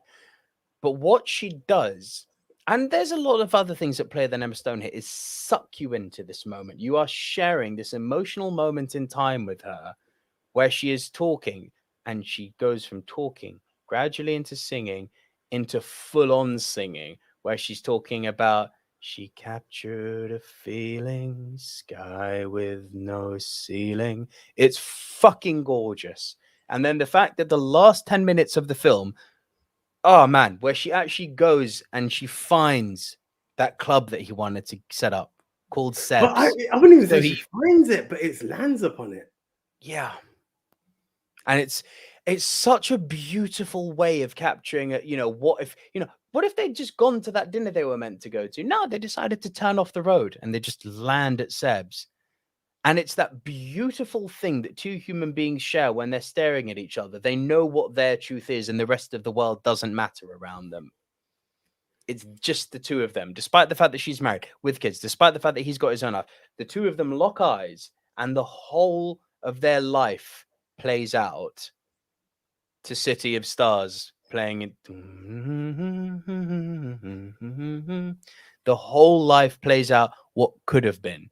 And it's fucking heartbreaking. But the final shot of the film, which is them both, that very slight head shake and a kind of smile, but it's almost like she's smiling with her eyes at him. It's like they're happy, but there's that question mark. It's the what if, it's the one who got away. It's the, yeah. Bro, it's fucking magic. It moves me to my core, this film. And that's why I said that he's got no business being lower than Grease. None. Whereas this has something profound to deliver. Grease is nothing on it. Film for film, La La Land wins. When it comes to the category of musical, I felt there was more narrative in it, and that's why it hit so low. So it's got songs, but it didn't feel, and it's going to sound weird when I bring out my number one, but it didn't feel musical in that sense. Do you get what I'm trying to say? So yes, it's got the singing and dancing, but it didn't feel like a musical. For instance, if you take Grease, no matter which way you read it or take it, it's song for song for song. Now, I'm not saying the popularity, because you might be able to go into other films. Rocky Horror wins for if you want to, then in bloody popularity of songs or what have you. Yeah, there was such a story, then you'll get a song. I'll be honest, and this is something I've not actually told you, but obviously I saw it Netflix. I didn't see it in the cinema like you did. And I remember the first time I watched it, I wasn't aware that it was in the musical category. Press play, and I saw them dancing on the freeway, and I thought, you're mixing times, and it actually pissed me off, and I locked off. I then watched it again, and I rushed it in a way, and then I watched it again for this topic, and the magic that I caught from it, I understand, and it's the dream chasing and what could be and what was lost. It's really touching. That's why I was like, even though it doesn't fall, fucking regret that they both have. That's what hurts so much. For me, they're happy, but they have regret. Like, sorry, complex emotions, bro. Emotions aren't just happy, sad. It's real life, because the romanticist in me was like, but she was doing what she was doing. He was doing what he was doing. Like, essentially, they kind of were still together. It's only when she left that it really ended. Even though you said it was too late, because it ended when he missed her show. When he missed her one woman show, because he prioritized. They came back. The chemistry was still there. He even said it, like, "I'll always love you." Like, you knew they were still there. Like, it was too late. There was a hurt that she would never forget, and God knows. Like, I don't say this lightly, and I don't say this discriminatively. But we all know when you forget something for the missus, you will never forget. Like, that is something that will be etched in history, right? So we know that it's something he would have paid for, but possibly got past. It's when I saw her with a kid, I was like, it's over. That's when I was like, it's over, or it's going to go wrong, like in a way that you don't want to see a happy family being broken. So now you're torn with emotion, and then you get this whole sequence of what could have been, and it just shows you there are ways. And to me, that's what hurt. It's like, it still could have been something, but it was the kid that broke it for me. It wasn't the breakup, because it's like, she could come back. It was the kid. It's like, she's got a family now. Damn. And then you can see how much he's still into her, because he used the logo she wanted. He's taken all the advice. It wasn't chicken and whatever it was called. Like, it was Seb's. It was her name. There was this maturity, and that I was talking to someone recently, because I really took La La Land in this time, and I was like, something about musicals, like In the Heights kind of gave it to me as well. Obviously, you're not going to get it from Grease, but even down to freaking Les Mis, you get this moment of determination and dream chasing. That's one thing I've appreciated from the musicals I've watched this time around. That is something that was a takeaway from this episode. So irrelevant of how I felt about them, I was like, damn, go get it. damn go get it. And La La Land is the epitome of that. The only problem I have is the amount of songs in it didn't qualify enough in that musical territory for me. Hence why. Fair enough. Okay, on that argument, I'll give it to you. That's why. Quick comments before we get on to your number one. Pedro Sancto says, didn't care for La La Land, but don't hate it. Just weird to cast a musical with actors that all but good cannot... See, that I don't agree with. Like, Ryan Gosling is he's a Disney boy. He can sing and dance. And Emma Stone really, freaking... Okay, here's the thing. Meryl Streep couldn't play the guitar for that one role. Taught herself the guitar. Now, was she fucking, blazing it like Slash? No. But could she play the guitar? Yes. And did the fact that she could not play the guitar as well as Slash take away from the dramatic role that was required of her beyond just the guitar? Emma Stone is an Academy Award-winning actress. She's one of the hottest properties in Hollywood. She's a megastar, and she's also mega talented. And the actors are there to serve the characters, not the other way around. And the music is there to serve the story. The music, although it's given that it's a musical, is a huge part of it. Emma Stone and Ryan Gosling even have got amazing pre-existing chemistry from other roles. Yeah. Tap into that. Like, if it's there, it's there. Some people have got natural chemistry with each other. There's instances, Tom Hardy and what's her face? Charlize Theron, two of the best actors in the world. Zero chemistry. Hated each other. Like, chemistry is either there or it's not. Those two had it, and that movie required the actors to have crazy chemistry. But listen, saying that, not that it's one of those films that I'm going to have the magic of. The two leads in bloody Dirty Dancing couldn't stand each other. If you're good enough at your job, you can pull it off. But anyway, let's move on. Frank Torres says, La La Land is a lovely film. It may not be on everyone's Rushmore, but there is a lot of emotion in there. It's very real. As a film, I have no beef with it. As a musical, that's where I'm like... Andy Hart says, La La Land doesn't make my top 10, but I did really like it. Frank Torres says, and the Iran song request on the Backyard Party is a scene I watch about once a month. It's so good. You don't ask a real musician to play Iran. Oh, a real musician. So good. Francis Lalonde says, I can totally relate to films which filled voids and sorry, I'm getting tired here, and such at just the right time, and for precisely that reason I'll personally rate them much higher than the critics would. I agree. Pedro Sanchez says the opening number feels like a commercial for the Gap that would play on Super Bowl. I mean, that's harsh. Yeah, you can kind of get it though. I do get it, but it's harsh. That argument scene over dinner is painfully real. Even the smoke detector going off stings. Yeah, and what they did with music in that scene was masterful. The way it built, and then when the line dropped, it went silent. Just to really fucking ram home the point. Andy Hart says the Phantom is part of the cheesy fun. Oh, we're back on this cheesy fun comic book movie of the era, along with The Rocketeer, The Shadow, and Darkman. None are great, but all are disposable fun. Great. Mixed Memorabilia says, AJ, the Criterion Collection. It's an amazing journey of film. I very much doubt you will ever not have the Criterion Collection in your film journey once you introduce yourselves to each other. Yeah. Pedro Sancto says, if La La Land was a drama without the song dance numbers, I would have enjoyed it more. Every musical break took it down for me. She captured a feeling sky with no ceiling. That was one of the best parts of the film. Come on, what am I saying? It's the appreciation. This is where, like, I kind of get what was being said, but yeah. Bond and Madeline come to mind when lack of chemistry is mentioned. No shit. Completely agree on that one. And guys, just as AJ is about to go off on his number one, now is your time. Please drop your 5 or your top 10 below. Numbered, please. What are your top 5 or top 10 musicals? And here we go. Right. Okay. In at number one for me, do you know what? This was actually my original number 6, and then I broke it down and it became my number one. It's the second Disney. Well, I know what and this it was is. What is it? It's The Lion King. I know you. I actually didn't think it was going to be there, but it was The Lion King.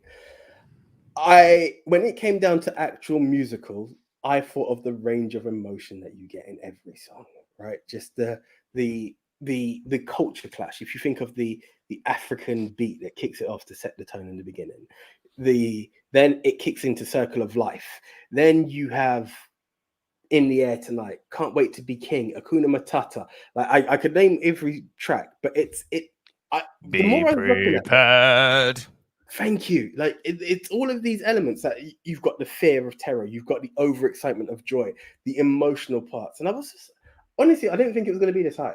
And when I broke it down into what this journey takes you on in terms of a musical as well as a film, I was like, damn, like wow, it's a freaking incredible film. But yeah, like without having watched Beauty and the Beast, I can't say no, this is the greatest Disney. I need to watch them again, on a challenge for challenge. But when I broke it down, like I had all the joys. You get in your feels with the Jungle Book, yeah. Moana nearly made the list for me because I always feel like the chance to shut down Frozen from a new generation of Disney. I believe Moana deserves more credit than Frozen at any given point. And I love the songs that have come out of Moana. But I was like, I'm not going to do a triple Disney. And the more I looked at it, Aladdin was so close. Because these are not enough songs. This is what I'm saying. And I started breaking it down. And this is how I started to break it down. And when you look at it and you start to feel it, and then obviously, like, can you feel the love that the freaking Elton John, man, just belting on that tune? It's just power. But see, that's the one trick the Lion King's got up its sleeve that maybe Beauty and the Beast doesn't. But can you feel the love from Elton John? I would still say it's a soundtrack over it. It's not a part of the music. No, but I would still say Pale as Old as Time could hold a candle to Can You Feel the Love Tonight? It can. But do you know what hit me? And then all the other songs in Beauty and the Beast, I think, are better than what you've just mentioned. Bro, do you know? Oh, I don't know. Like Hakuna Matata, you got the Gaston song. No, but who quotes Gaston and who quotes Hakuna Matata? Like, just go for go. Like, quote it in everyday life. Sure, Hakuna Matata is used a lot more. Yeah, but no one be, but it is. But... You will have people who could possibly sing Hakuna Matata. Like, even if someone said it, you could have someone else like Hakuna Matata. It was the YOLO of its time. You will have a couple of people. It was the YOLO of its time. You're quite right. Like, people will harmonize like it means no worries. Like you're going to get into that field. Like Gaston is good for its film, but it's not going to be relatable to that. Like you'll be like, oh shit, yeah, my god, they're playing Beauty and the Beast. I prefer it, but I'm a Beauty and the Beast mark. But I get it, and I don't hate Beauty and the Beast, right? You can't. But it's the more I played it, and now I'm again, in a way, and this is where my head went. This is what tipped. I was thinking of Disney's, and Beauty and the Beast came into my mind. Now, for some reason, I'm picturing Taylor's Oldest Time in my head, but do you know what came into my mind?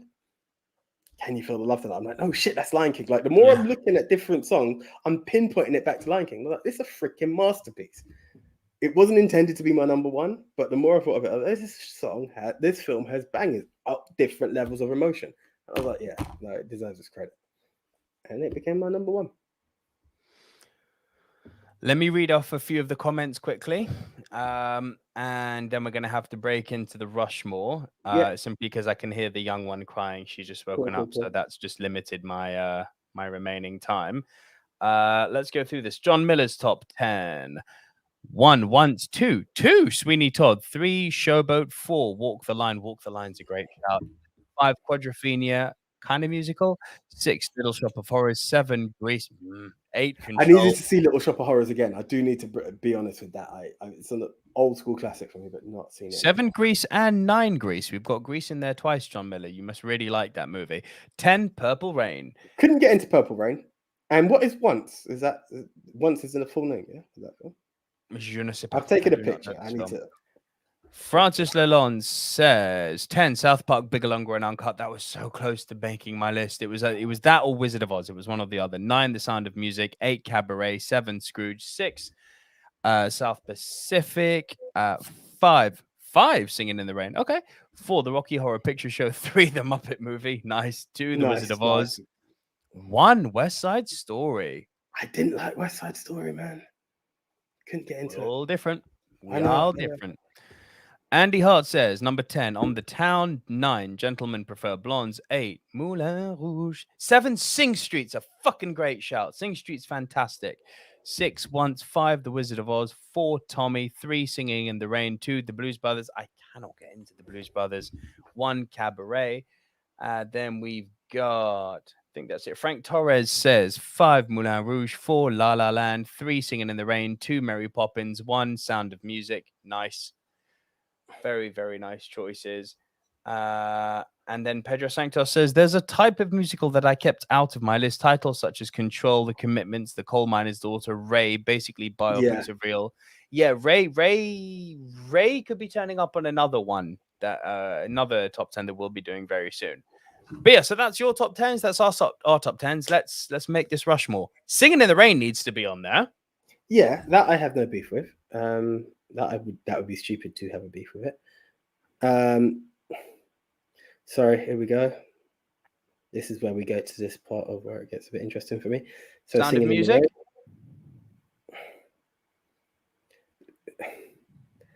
And yes, I would put The Sound of Music over Mary Poppins. Yeah, so would I. The emotion that I had on that. I just want to shelf it for a bit. I don't know why. I want to hear what else you got out there. My Fair Lady. I feel it's all of the same era. This is what's kind of holding me back. So what do you want to put? You desperately want to put The Lion King in, don't you?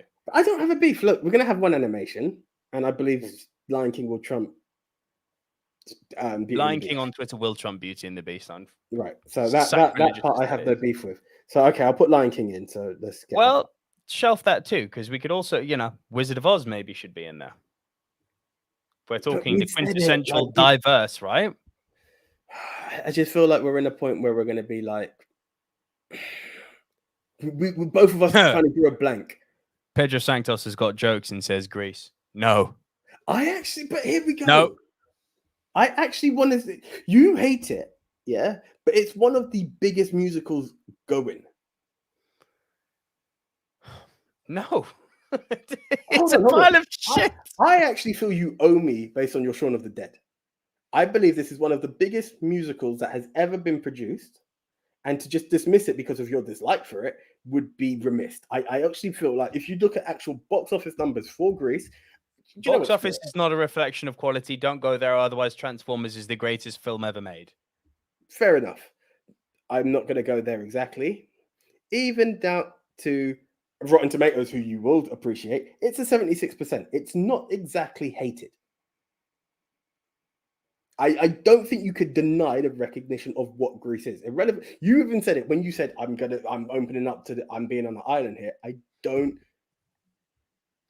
Mixed Memorabilia says, not in any order. Tango's The Exile of Gardel, Breakdance, fucking Grease again, Footloose, Oliver, An American in Paris. I love An American in Paris. That's such a good film. Biff of the Hobbit says, La La Land needs to be excluded. It's a runaway winner. Is it, though? Is La La Land going to be Singing in the Rain? My beef with La La Land is the amount of music in making it a musical. Like, can I tell you why I don't want to put La La Land on? Because I love it so much and I don't want to get fucking hate. I don't want to hear the Twitter demons arise and hate on it. I don't need to hear the theatre snob say, Ryan Gosling's hand was in the wrong position in that dance move. Shut up. Just enjoy the story, man. But I'm happy to leave La La Land off. I'm not going to bat for it. I want to, but... If it was in any other topic, I'd be like... I don't care what people say. It deserves to be on. As a musical, I don't feel it touches a musical note. I think it's a fantastic, awesome story, but I don't feel it has fine. Music. So as I said, I'm not arguing. Yeah, but I'm just saying that's my argument for why otherwise I would be on for it to go in. But do you hear my argument on Grease? I mean, fine. Take Grease. I owe you one for Shaun of the Dead. Take it. Grease is on. We've got 2: Singing in the Rain and Grease. Now, I think Sound of Music and Wizard of Oz should be on there. I will give you Sound of Music.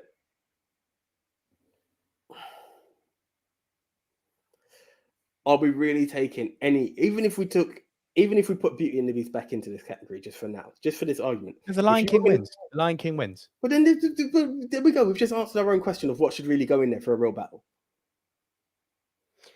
Pedro has got a very fair point here. It was a joke, Nico. It should be something you both enjoy. It's odd to me that a title in either of your worst lists could make it to Mount Rushmore. Yes. But that's happened before, unfortunately. Refer back to public pressure.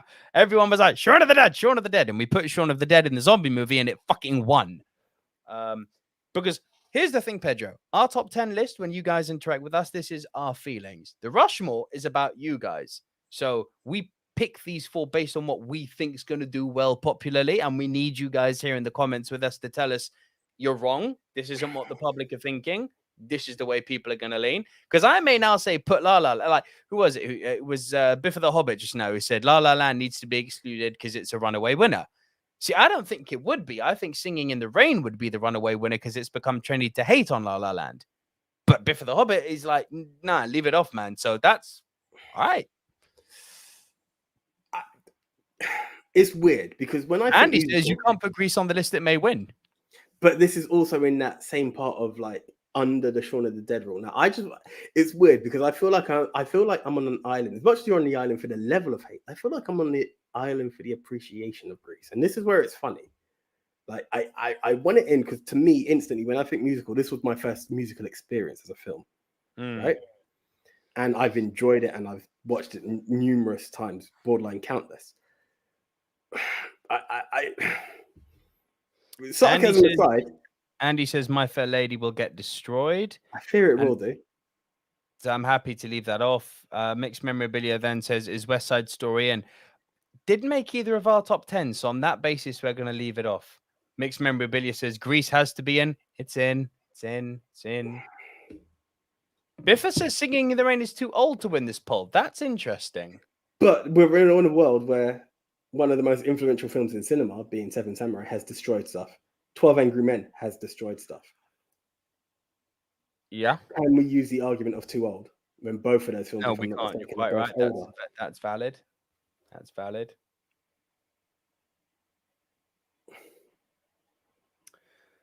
We've got one left to fill.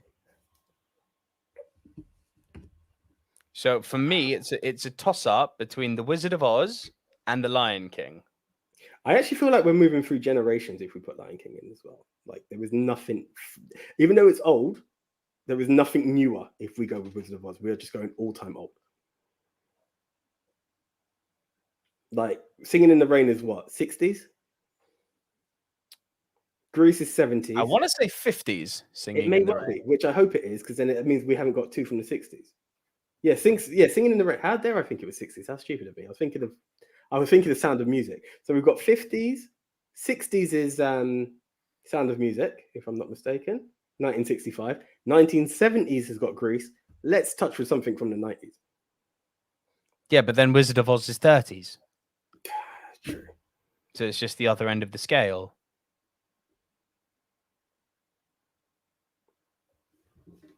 Guys, can you help us decide? Wizard of Oz or Lion King? I'll leave it to We've you. got one already for Wizard of Oz. Pedro Santos, Wizard of Oz. Francis Lalonde with many suggestions here. The jazz singer, 42nd Street. A funny thing happened on the way to the forum. And Pedro Santos says Wizard of Oz should be in this Rushmore. Guys, we've got Pedro for it. Wizard of Oz or Lion King? Help us out. I just don't feel it's got enough music in it. But memorabilia. Francis Lalonde says Jungle Book. Mixed memorabilia. Sorry, Francis Lalonde says Lion King. Mixed memorabilia says Jungle Book. John Willard says Wizard. Biff the Hobbit says you got to put Rocky Horror Picture on the list because it's super popular. Andy Hart says Wizard of Oz. We've had 3 for Wizard, mate. No, I'll take it. I just don't feel it's that. I would actually be tempted. No, because I didn't. Have you seen Rocky Horror? No, I haven't. It's also weird. I think it's on Disney. I watched it on one of them. I think it's Disney Plus because it's a Fox movie. I'd like to hear your take on it, if I'm honest. Okay, depending on what's going on next week, I'll check it out. So Wizard of Oz, even though I don't think it's got enough music in it, but and this is a scatty brain talking, so maybe there's a lot more songs. Andy says it really should be Cabaret, but neither of you mentioned it. Just want to acknowledge that. John Miller says Rocky Horror is dreadful. Thank you. I thought it was as well. Pedro said, "What are the other 3?" I don't know. But he was asking. I'm just acknowledging that might have been the way his vote was swayed. Their vote was Phantom of the Paradise. Then yes, Pedro. I don't know how that will do on Twitter, but I'd love to put it on. To be fair. Cool. Yeah. Are we good with our 4 then? Yeah. Ladies and gentlemen, the official Movie Mount Rushmore of musical movies, in no particular order, is Singing in the Rain. our second entry is Well, it could be Grease Lightning. Sorry, couldn't help it. our third entry is Sound of Music. I was going to do it, then I thought I'm disrespecting Singing in the Rain if I don't sing that. So, Sound of Music. our final entry into the Movie Mount Rushmore of musicals is The Wizard of Oz. Mixed Memorabilia just literally typed in Lion King. I'm so tempted, but hey, it's in. It's done. It's done. Which is interesting because it was like your number 10 and just didn't even qualify for me. But hey, it happened. Right. Okay, guys. Why did we talk about it down to the people and not just us? Because we, the Silver Screen Dudes, had the almighty challenge of picking the top 4 musicals out of our 15, whatever it was. But yes, so now it's down to you, the screeners, to vote for the best of the best of the best. El Capitan, El Numero Uno. And to quote Highlander, in the end, there can be only one. So are you singing in the rain? Do you have Grease Lightning? Are the hills are alive with the Sound of Music? Or are you off to see the Wizard, the Wonderful Wizard of Oz? The choice is yours. I would have said, are these a few of your favorite things? But carry on. Well, no, you can't, because it has to be one. They all are part of your favorite things. This is not tough shit. Right. So now, how do you get a chance to vote? All you have to do is head on over to Movie MT Rushmore on Twitter. But more importantly, we love movies, because good old JT from Movie Polls for You will be the person who will be putting out our tweet. We'll be retweeting it. So that means you have only one vote. And next week, you will have a chance to... You have one chance to vote, and we will announce the winner next week. Last week, our topic was the best family-friendly horror movie. And our contenders were? Our contenders were Beetlejuice, Ghostbusters, Jumanji, and Gremlins. 521 of you voted. I'm afraid, guys, I can hear my baby screaming in the background. I do not have time to read out the comments, so my apologies, but I did reply or like most of the comments that came out. Thank you as always for commenting. Just a Movie Fan, Francis Lalonde, Andy Hart, Chris Trengrove. Thanks to all of you. Pedro Schrodinger's Couch. Thank you. Francis, I see you saying Jules there. Behave. But AJ, what's the order, my friend? Number 4, Beetlejuice. Nope. Jumanji. Interesting. Jumanji at 4 with 16%. I maintain we should have put The Nightmare Before Christmas on. But yeah. 4 Okay. Jumanji. 3. Beetlejuice. 19%. Now comes the battle of the G's. Do you hear what I hear? Screw it. I am going to go with Gremlins at number 2. Correct. Gremlins at number 2, 20%. And in at number 1, steamrolling with 45% is Ghostbusters. Sorry. I just want to get this one, yeah? Have you seen this one from Andy? I'm going to have to turn off 10 minutes before the end next week. I don't want to see Grease win. Preach, my brother. AJ, this might be a solo podcast for you next week. Francis Lalonde says, a most interesting podcast. Loved it. Francis, thank you so much for joining us. That's really kind of you to say. Pedro Sanctor says, a request from the audience. If you let us know the topic for next week's top 10, please. More time to catch up and think of the titles. Have we decided? I don't think we have. But we'll just put it out tomorrow. Because we haven't decided directly, and we haven't got time to debate right now because baby attention. Yeah. So yeah, let's wrap it up then, bro. Do your usual. Okay, guys. So thank you very much. Please tell a friend to tell a friend. Share it. Just please press the share button on Facebook or YouTube. And again, for those who like to listen to a podcast, my voice was going there. We are available on Spotify, iTunes, Apple Podcasts, Castbox, Deezer, Spreaker, iHeartRadio, Podchaser, TuneIn, Stitcher, and GeoSavin. Just search for the Movie Mount Rushmore. Once again, at Movie MT Rushmore and at Movie Polls for You. Big up, guys. We love you. We will catch you next week. I don't know how we still make it this long. So until the next time, I am the one AJ Anthony Jordan. Yeah, it's been a long one. Jesus fucking Christ. I'm Nico Lurot, guys. I will see you all on Twitter, and I'll see you guys all next week right here on Silver Screen Dudes. We're out. See ya. See ya.